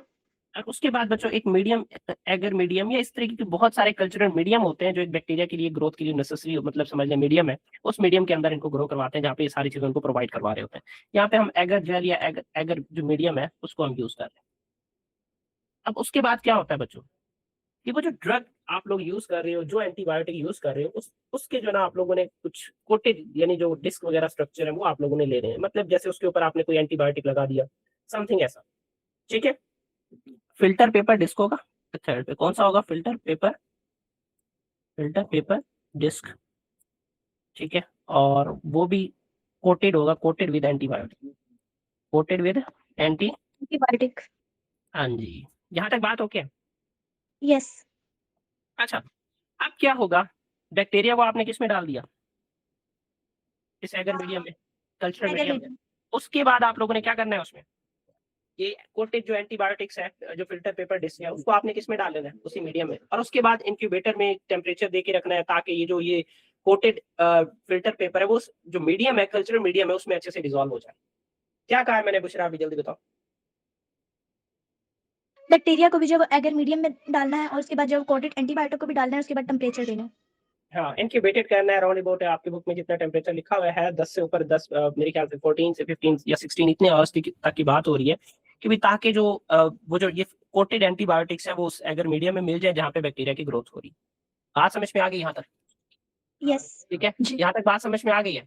अच्छा, जी। अब उसके बाद नेक्स्ट क्या होता है बच्चों? नेक्स्ट ये है कि सिंपल पता है क्या करना है। अब फॉर एग्जांपल ये डायग्राम आपको दिया हुआ है, अब इसमें ये डिफरेंट एंटीबायोटिक यूज किए गए। चलिए मैं इसको थोड़ा बड़ा करूं ताकि मैं इसके ऊपर ABCD लिख सकूं। ट्रेस हो जा, ये 1 हो गया बच्चों, ये 2 हो गया, ये 3 हो गया और ये 4। ठीक है, ये कुछ मैंने ज्यादा ही ले लिया, थोड़ा एक काम कर देते हैं। हाँ जी, अब मेरे ख्याल से इसके लिए भी स्पेसिफिक साइज दिया हुआ है आपकी बुक में कि 25 मिलीमीटर एक दूसरे से दूर होने चाहिए। मतलब इसका जो डिस्टेंस है ये यहाँ से लेकर यहाँ तक कितना होना चाहिए? 25 मिलीमीटर। 24 है, सॉरी 24 ही था समथिंग, इसको बाद में कंफर्म करके बता दूंगा। ठीक है, अच्छा, अब इतना मतलब एटलीस्ट इनको दूर रखना है कि जो ना ये एंटीबायोटिक, ताकि जो ना हर एंटीबायोटिक अच्छे से अपने लिए वर्क कर सके। अब क्या होता है कि कुछ टाइम बाद, क्या कुछ टाइम बाद 10 आवर्स या उससे ज्यादा दिन भी गुजर सकता है, तो उससे क्या होगा कि बच्चों ये जो ये एंटीबायोटिक्स है, ठीक है, ये क्या करेंगे अपने इर्द गिर्द, मतलब जाहिर सी बात है इनको बैक्टीरियल मीडियम में डाल दिया गया। क्या किया गया? स्टीरियल मीडियम में डाल मीडियम में दिया। डाल दिया। हाँ, तो उससे क्या होगा कि जैसे जैसे ये जो एंटीबायोटिक है वो अपना असर शो करने लग जाएंगे, तो बैक्टीरिया उस जोन से दूर होने लग जाएंगे। बाकी सारा पहले मैं चले मेंशन करता हूँ किसी और कलर से। ठीक है, कौन सा कलर? ब्लैक। ये सारा का सारा बच्चों जोन है, इसमें सारे के सारे क्या मौजूद है? सारे के सारे क्या मौजूद है? यूं बैक्टीरिया मौजूद है। क्या मौजूद है? सारे के सारे बैक्टीरिया। बाकी नाराज तो नहीं है मुझसे? हाँ बच्चों, तो ये देखें, ये सारे के सारे क्या मौजूद है इसमें? अब बैक्टीरिया मौजूद है। अब जब एंटीबायोटिक अपना जो इफेक्टिवनेस है वो शो करने लगता है, तो उससे क्या होता है कि बैक्टीरिया उस एरिया से हटने शुरू हो जाते हैं। अब देखिए, स्पेसिफिक एरिया में बैक्टीरिया मौजूद है, बाकी में बैक्टीरिया नहीं है। अब क्या हुआ कि भाई उस एंटीबायोटिक ने एक रेजिस्टेंस जोन क्रिएट कर दिया। क्या क्रिएट कर दिया? Resistant zone. हाँ, अब जिसकी मतलब डायमीटर ज्यादा होगी, वो एंटीबायोटिक उतना ही क्या होगा? चले मैं नाम भी दे दूं पहले, नाम इफेक्टिव होगा ज्यादा। A, B और ये C। A हो गया, ये बच्चों B हो गया और ये हो गया C। तो अब जो एंटीबायोटिक क्या करेगा, ज्यादा रेजिस्टेंस मतलब वो जो जोन है वो क्रिएट करेगा, वो उतना ही ज्यादा क्या होगा? इफेक्टिव होगा। यहाँ तक बात क्लियर है? हेलो, सर क्लियर है। क्लियर है। सबको क्लियर है? जी। अब क्वेश्चन पता है क्या है, ये ऑब्जर्वेशन बेस्ड भी हो सकता है। ऑब्जर्वेशन बेस्ड का मतलब ये है कि आपको बच्चों इस तरह का एक एगर प्लेट या समथिंग पेट्री डिश वगैरह दिया शो किया जाएगा, उसमें आप लोगों को इस तरह की लेबलिंग दे दी गई होगी। अब उसमें वो आपको कहेंगे कि हाँ भाई आइडेंटिफाई करेंगे कौन सा रेजिस्टेंस जोन ज्यादा है, कौन से एंटीबायोटिक की रेजिस्टेंस जोन ज्यादा है। ठीक है, इस तरीके से पूछा जा सकता है। और एक और चीज, कभी कभी आपको ऐसे 5-6 जो ना बैक्टीरिया का जो ना एक टेबल दे दिया जाता है और आपको बोल दिया जाएगा कि इसकी रेजिस्टेंस इतनी है, इसकी रेजिस्टेंस इतनी है, इसकी रेजिस्टेंस इतनी है। अब बताओ कि ऐसा कौन सा कंडीशन है जिसमें जो इनकी जो रेजिस्टेंस है, कौन सा ऐसा जो आपके पास एंटीबायोटिक है जिसकी रेजिस्टेंस सबसे कम है? कोई ऐसा दिया गया होगा जो कि आपके मेरे ख्याल से पीवीए का जो सैंपल पेपर है फेडरल बोर्ड का उसमें दिया हुआ है, उसमें मैं आपको एक दफा दोबारा अच्छे से समझा दूंगा। बाकी बातें क्लियर है?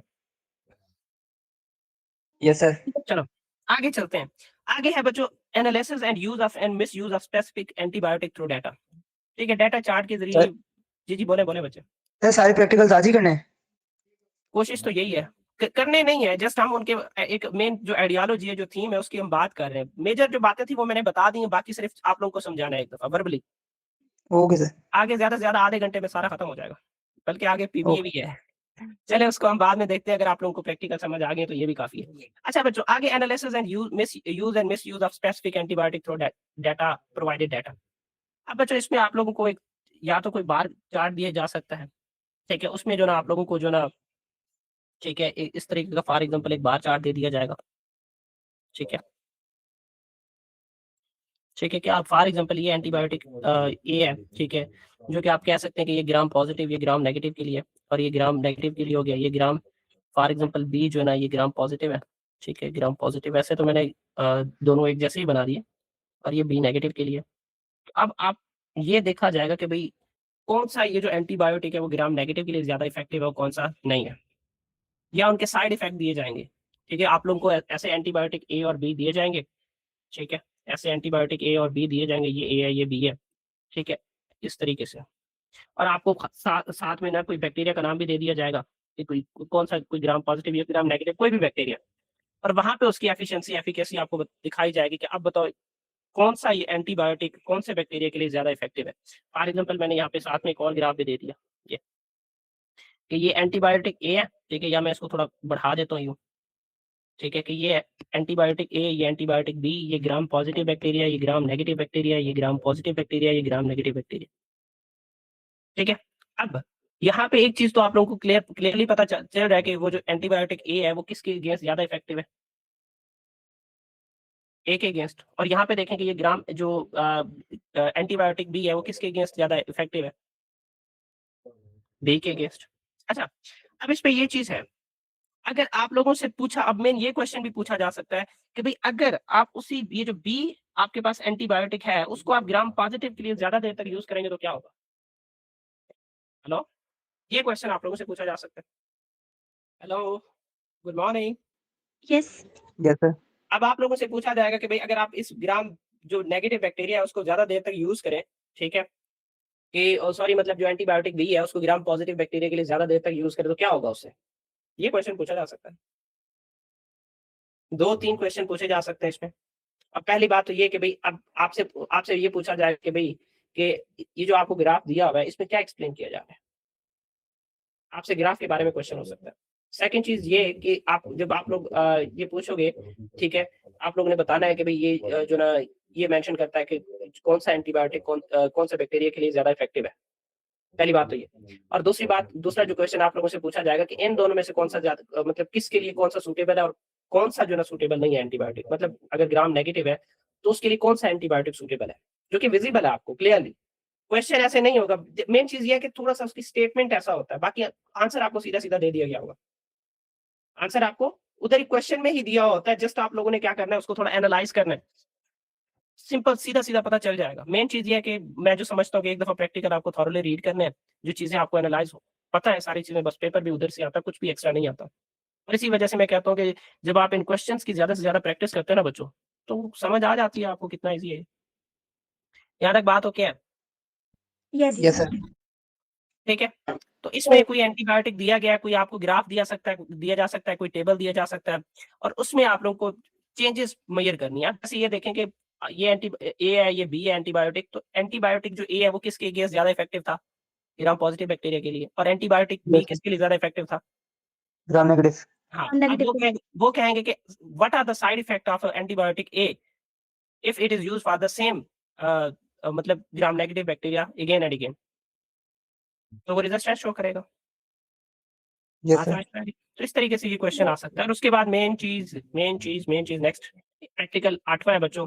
इसमें ये देखो कि ये प्रैक्टिकल दिया हुआ है कि measuring the variability of in a leaf surface by graph paper method using different plant species.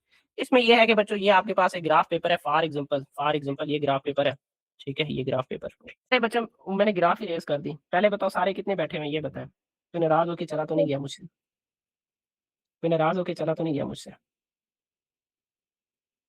बोले कितने चले, बाकी सारे चले गए नाराज होके, जी अल्लाह खैर करे, तो चले कोई मसला नहीं है।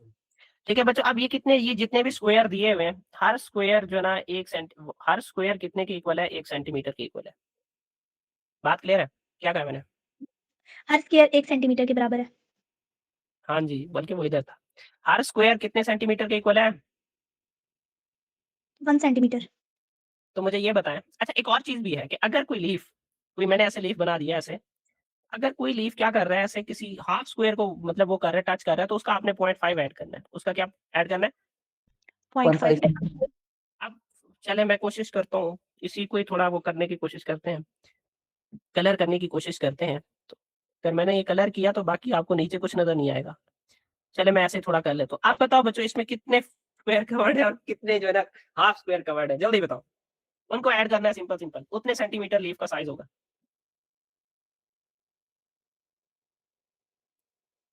ये क्वेश्चन सिंपल ही है बच्चों, बहुत सिंपल है। मैं इसको इंपॉर्टेंट तो नहीं समझता, फिर भी जो ना बताएं कितने स्क्वायर है इसमें? फुल स्क्वायर है और आई कितने थिंक half? 11 है। क्या हुआ है? फुल कितने हैं? मेरे हिसाब में 11 है। फुल बच्चों फुल मैंने कह फुल दिया। स्क्वायर। और हाफ कितने, हाफ वाले या कंप्लीट आप कह लें उसको, इसको कंप्लीट कह लें, इसको हाफ कह लें, कितने होते हैं वो? कितने हैं?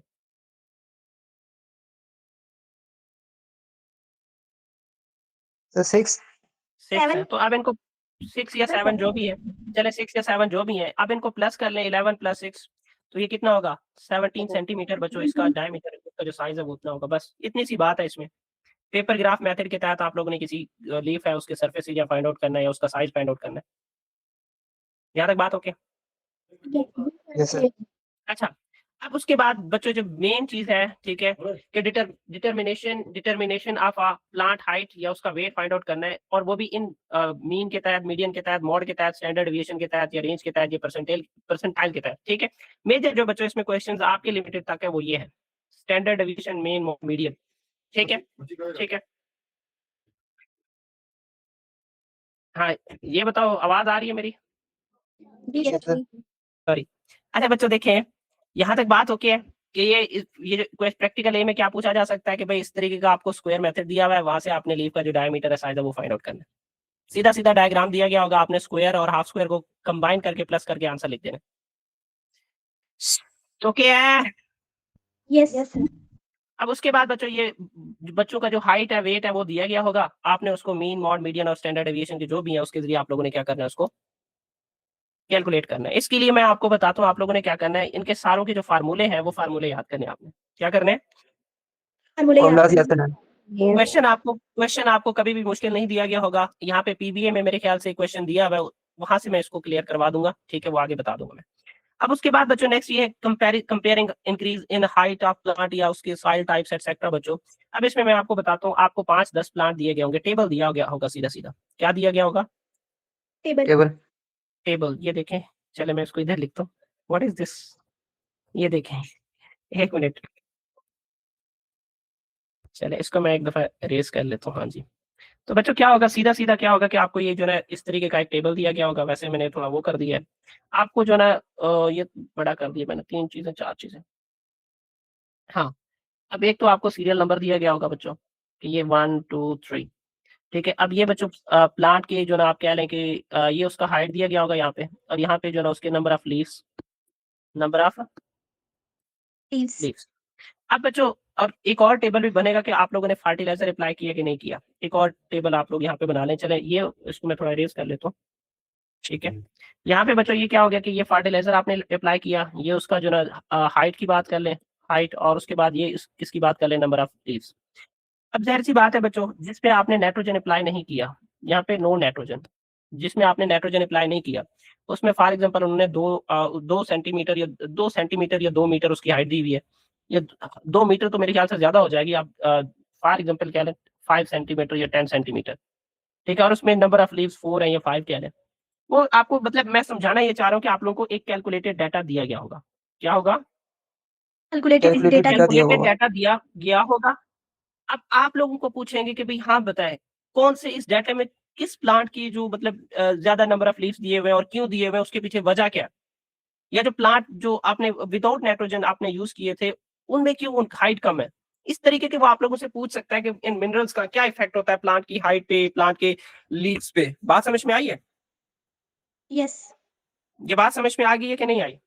जी सर आ गई है। कितने यहाँ पे बैठे हुए हैं इस वक्त, मुझे ये बताएं कितने? सर आगे तो है। अच्छा वही 8 है, ठीक है। अच्छा तो चलते हैं बच्चों आगे, ठीक है। देखो बच्चों यहाँ तक ये बात क्लियर है? जी सर। अच्छा उसके बाद to investigate the effect of amount of fertiliser used in plant growth, height and number of leaves, बात वही आ गई है फिर भी।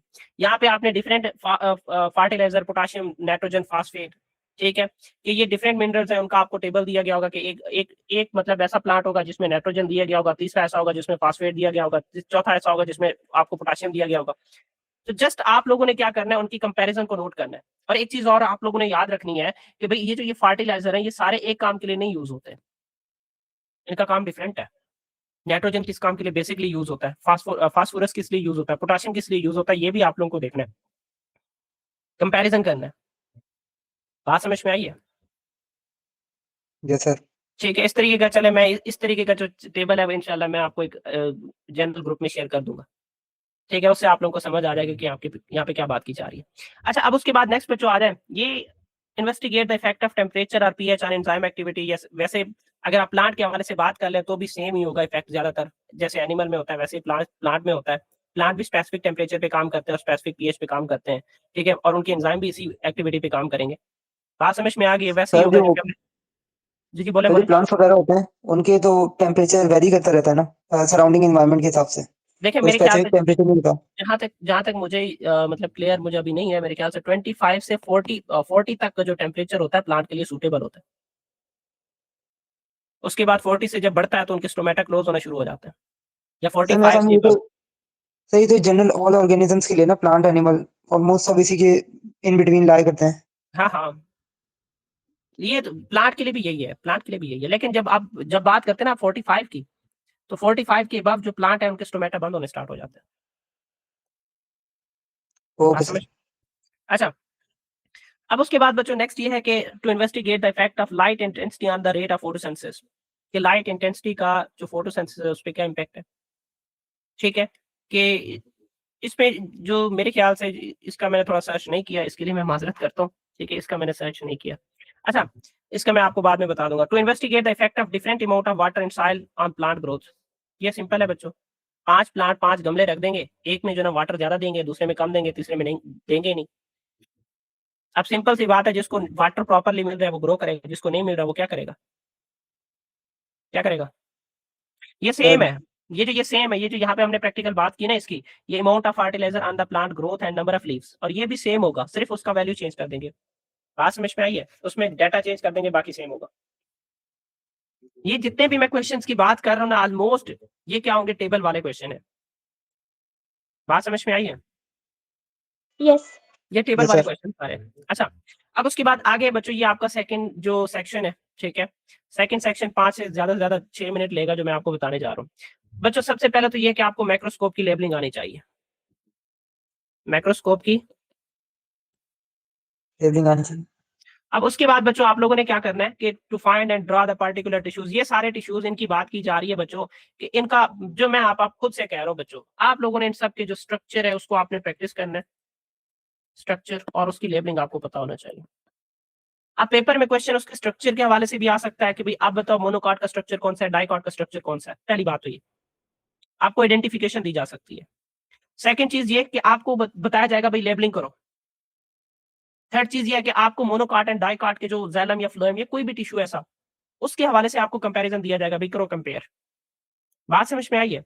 तो इनके डाइकॉट हो गया, dicot stem, monocot stem, dicot stem, इसी तरीके से बाइफेशियल जो लीफ है उसका जो स्ट्रक्चर है, जो डायग्राम है, वो आप लोगों को अच्छे से प्रिपेयर करना है। बात समझ में आ गई यहाँ तक? जी सर आ गई। अब उसके बाद बच्चों नेक्स्ट इसी तरीके से एनिमल है।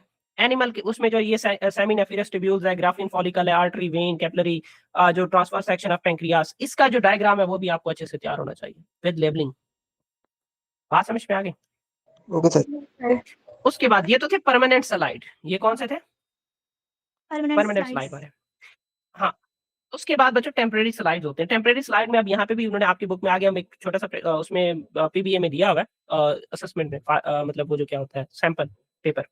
बट मैंने जो जितने भी जो एक्सपेरिमेंट करवाए हैं, ठीक है, वो मैंने सीधा सीधा ऐसे ही करवाया, ठीक है। अब ये एनिमल में तो उन्होंने दिया हुआ स्क्वेमस एपिथेलियम सेल्स को लें फ्रॉग से या स्किन से, और इसी तरीके से ब्लड स्मेयर ब्लड को ले लें, उसको टेस्ट करें, ठीक है। और epithelial cells of human oral cavity cheek cell को यूज करके उसको लेबल करें।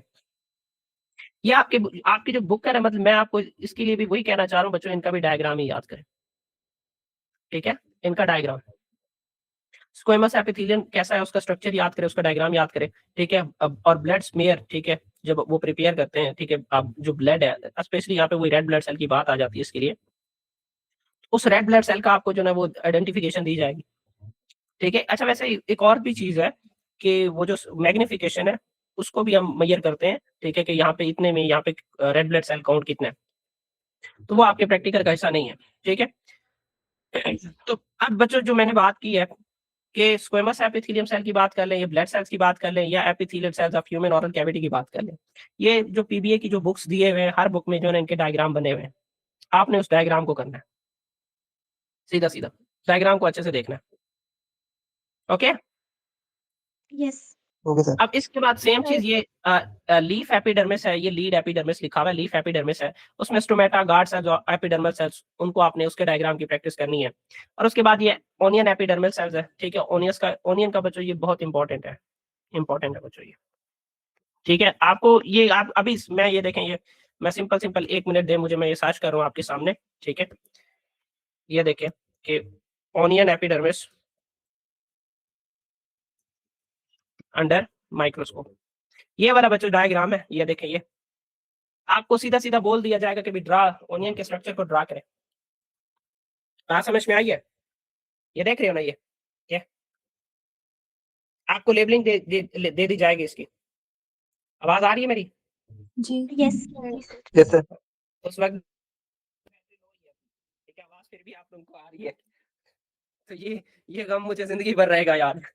अच्छा, तो ये बात समझ में आ गई है बच्चों, लीफ का भी ऐसे फाइंड आउट करना है, ओनियन एपिडर्मल डर्मल सेल्स का भी फाइंड आउट करना है ऐसे, ओके है?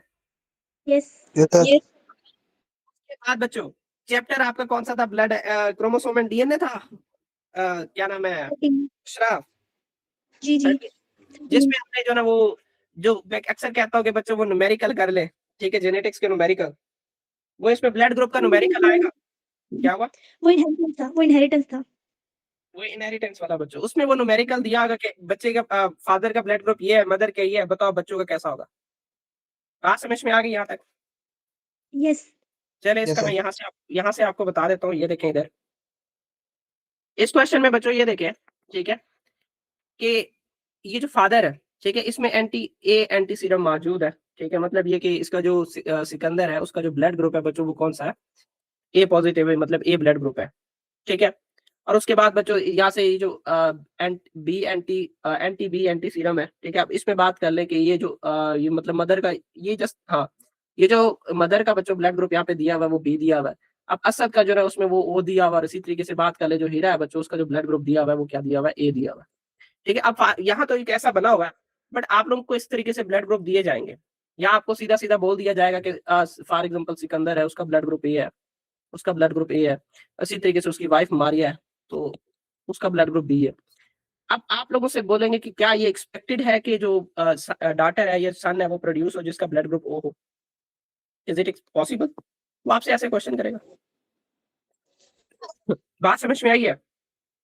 तो ये जो ये Yes, sir. न्यूमेरिकल है, एबीओ ब्लड ग्रुप सिस्टम से रेलेवेंट जो न्यूमेरिकल्स है बच्चों वो आप लोगों ने करनी है, ठीक है। एबीओ ब्लड ग्रुप सिस्टम से रेलेवेंट जो न्यूमेरिकल है वो आपने करनी है। अब पहली बात तो ये, चले मैं आपको यहाँ पे बता देता हूँ, ठीक है। मैं ये क्वेश्चन ये है कि बच्चों फादर है उसका ब्लड ग्रुप ए है, फादर का ब्लड ग्रुप क्या है? ए। ए, और जो मदर है उसका ब्लड ग्रुप है बी, ठीक है।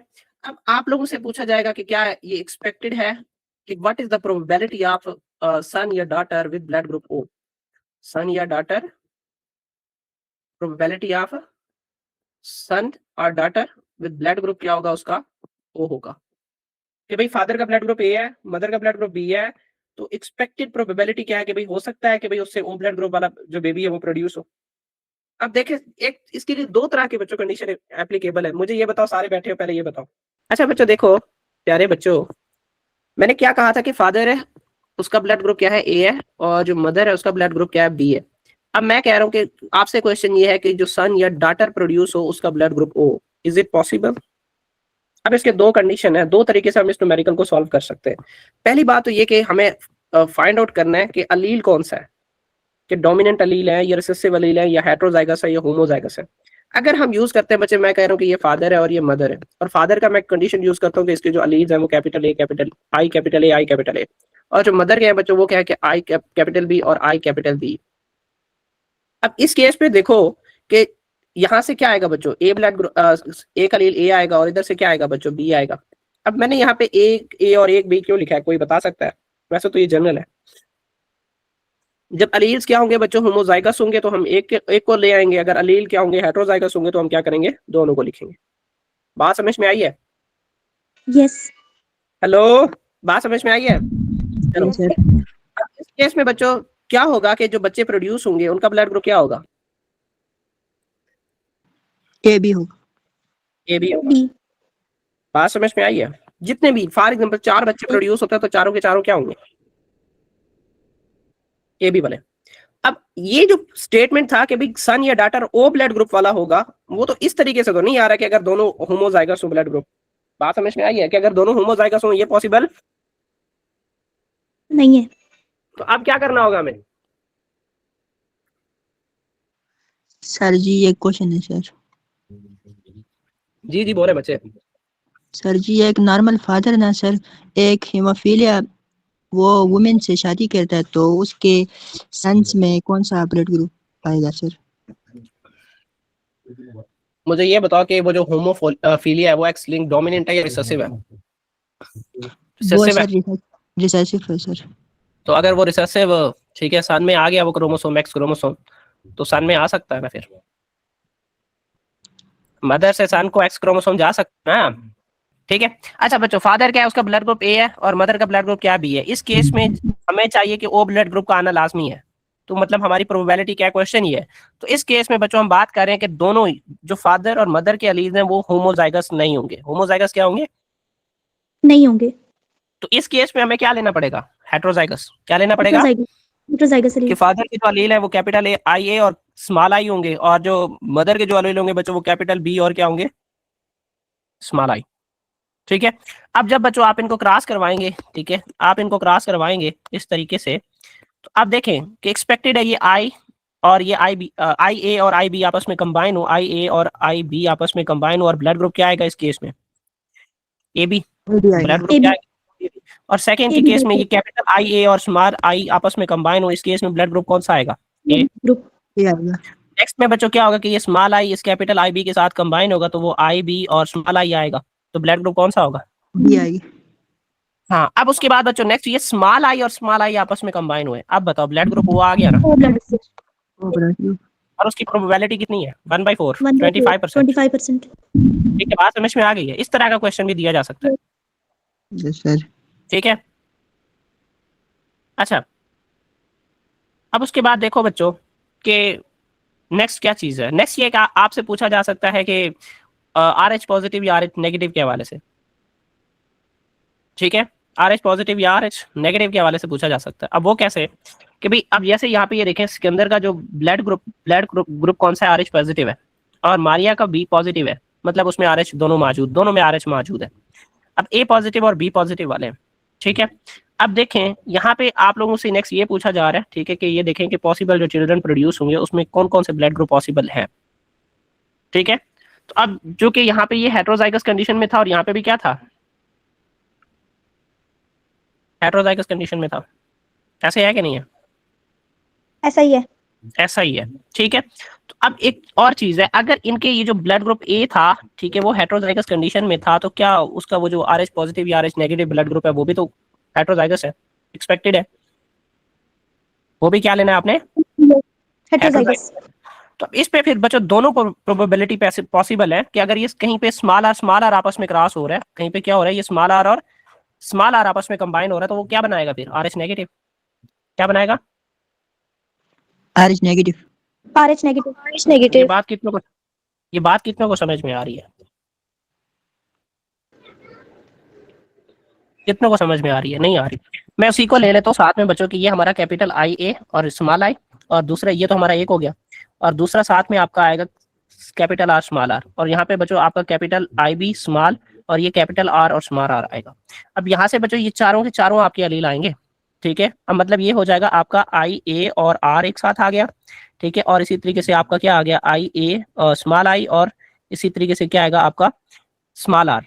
और इवन ये भी एक्सपेक्टेड है कि ये जो आई ए है उसके साथ ये चार मतलब इस तरह के हो सकते हैं, आई ए स्मॉल आर और दूसरी तरीके से आपका आई और उसके बाद ये कैपिटल आर, ये चार इस तरह के आई ए वाले हो सकते हैं बच्चों, ठीक है। और इधर से देखें यहाँ पे भी सेम होगा, ये आई ए स्मॉल आई और सॉरी आई बी और ये कैपिटल आर, आई बी और उसके बाद ये स्मॉल आर होगा, और ये आई बी और सॉरी यहाँ पे स्मॉल आई आएगा, स्मॉल आई और कैपिटल आर, इसी तरीके से स्मॉल आई और आगे क्या आएगा बच्चों स्मॉल आर, ठीक है। अब देखें यहाँ पे, अब जब आप इनको क्रॉस करवाएंगे आपस में, ठीक है, तो अब उससे क्या क्या एक्सपेक्टेड रेशियोज आ सकती हैं, ठीक है। अच्छा अब देखें पहली बात तो ये बच्चों इसमें क्या किया जाए इसको, ये देखें फर्स्ट में बच्चों आपने क्या करवाना है, सीधा सीधा इसको इससे मल्टीप्लाई करवाना है। तो फर्स्ट आपका क्या आएगा आई ए और आर आई बी, या मैं पहले आई ए आई बी लिख लेता हूँ, फिर कैपिटल आर कैपिटल आर। अब इस केस में जो ऑफस्प्रिंग प्रोड्यूस हुआ वो कौन सा है, जल्दी बताओ। ए बी क्या होगा, पॉजिटिव। बाकी किधर है, महविश ए बी बैठी हुई है, पॉजिटिव आएगा। महविश बैठी हुई है, बोलो। अच्छा अब अगला भी बच्चों सेम है, अगला क्या है, ये आई ए कैपिटल आर और ये आई बी स्मॉल आर है। तो अब ये आई ए कैपिटल और आई बी स्मॉल, और इसी तरीके से दूसरा आपका क्या आ रहा है कैपिटल आर और स्मॉल आर। इस केस में भी बच्चों जो बच्चा जो प्रोड्यूस होगा वो कौन सा होगा, ए बी पॉजिटिव। क्यों, क्योंकि यहाँ पे क्या मौजूद है,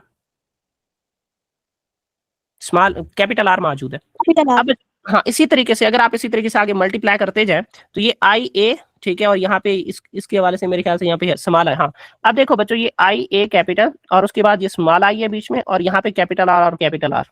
अब इस केस में बच्चा जो प्रोड्यूस होगा वो कौन सा होगा, A positive. Is it clear? Yes. और उसके बाद नेक्स्ट क्या है बच्चों, ठीक है, नेक्स्ट क्या है कि यहाँ पे आगे है आई ए, ठीक है, और इसी चीज को हम लास्ट वाले के साथ मल्टीप्लाई कर रहे हैं, स्टेप थोड़ा लेंथी हो गया, बट ये आपका कैपिटल आर और ये स्मॉल आर। इस केस में भी आपका कौन सा आएगा, ए पॉजिटिव। ए पॉजिटिव। ए पॉजिटिव आएगा। अच्छा अब उसके बाद बच्चों नेक्स्ट ये सेकंड को इसी तरीके से मल्टीप्लाई करवाना है, ठीक है। अब ये सेकंड जब इस बी से मल्टीप्लाई करेगा इससे, तो ये आप कौन सा आएगा, जल्दी बताओ आप लोग मुझे बताते जाओ। कैपिटल और ये स्मॉल और कैपिटल आर और स्मॉल आर आएंगे, तो इस केस में कौन सा होगा बच्चों, बी। B positive. बी अच्छा पॉजिटिव। अब इसको सेकंड से मल्टीप्लाई करो, क्या आएगा, सेकंड वाला भी आई बी वाला है, हाँ आई बी, और उसके बाद फिर ये स्मॉल आई आएगा, और उसके बाद दोनों स्मॉल है, स्मॉल आर दोनों है ना, ये भी स्मॉल आर और ये भी स्मॉल आर सेकंड वाला। इस केस में बचाओ, इस केस में बच्चों बताओ क्या आएगा, बी नेगेटिव आएगा। बात समझ में आ गई? यस। अच्छा अब उसके बाद क्या होगा, जब इसी सेकंड को आप थर्ड से मल्टीप्लाई करवाएं तो क्या आएगा, ओ पॉजिटिव। आपके पास आई क्या है, आई स्मॉल आई और उसके बाद क्या है, कैपिटल आर और स्मॉल आर, ऐसे है। जल्दी बताओ, Yes. सेकंड को मल्टीप्लाई करो तो यही आएगा ना। तो अब इस केस में कौन सा ब्लड ग्रुप आ गया,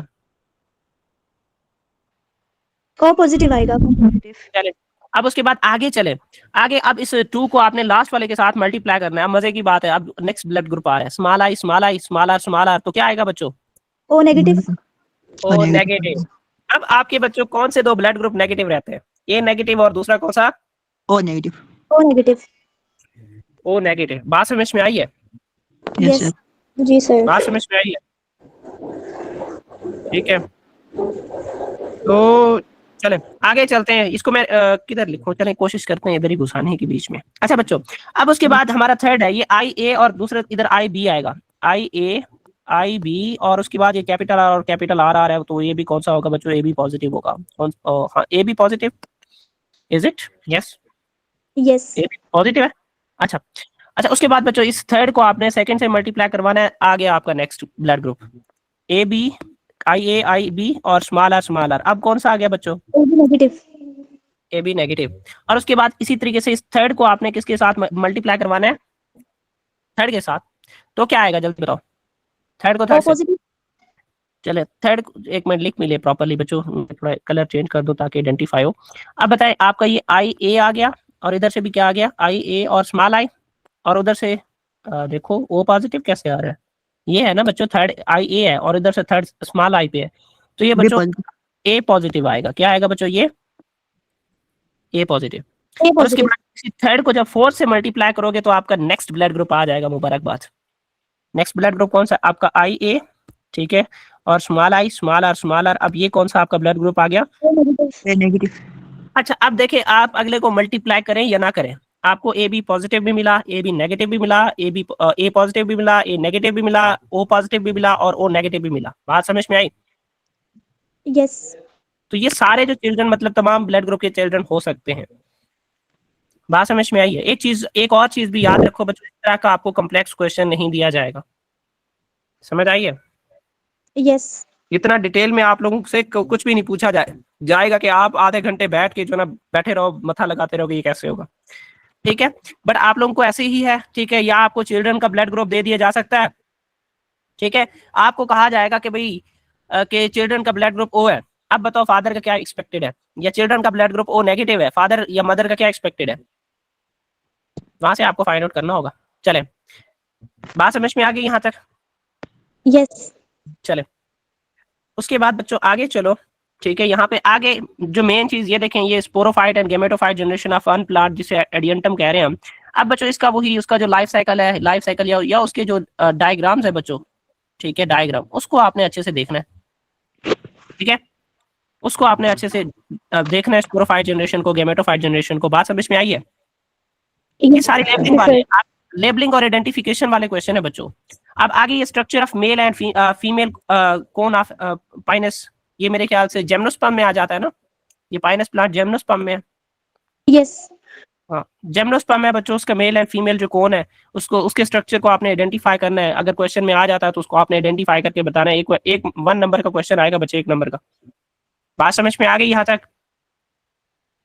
यस सर आ गई। अब उसके Yes, बाद sir. बच्चों, उसके बाद बच्चों आगे आपको observe and identify the characteristics of vertebrate animal, ये सिंपल क्वेश्चन है, ठीक है। एम्फीबियन, रेप्टाइल्स, बर्ड्स और मैमल्स, इनकी कैरेक्टरिस्टिक्स आपको पता होने चाहिए बच्चे, ठीक है।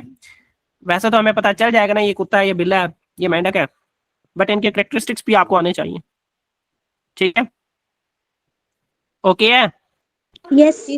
अब अगला सेम क्वेश्चन है बच्चों फॉर प्रोटेस्टा के लिए, उसमें आपको प्रोटोजोआ, एल्गा, मैक्सोमाइकोटा, ओमाइकोटा, ठीक है। अब इनको, इनके जो ना आपने प्रॉपर्टीज और कैरेक्टरिस्टिक्स और इनके डायग्राम्स याद करने हैं, इनके आपने डायग्राम्स, इनके कैरेक्टरिस्टिक्स आप लोगों ने याद करने हैं।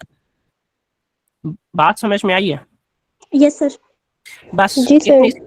बस इतनी सी बात है, आपका ये प्रैक्टिकल यहाँ से खत्म हो गया। यहाँ से ये आपके बच्चों प्रैक्टिकल जो थे वो खत्म हो गए, ठीक है। जो जो मतलब मेन चीजें थी वो मैंने आपको समझा दी।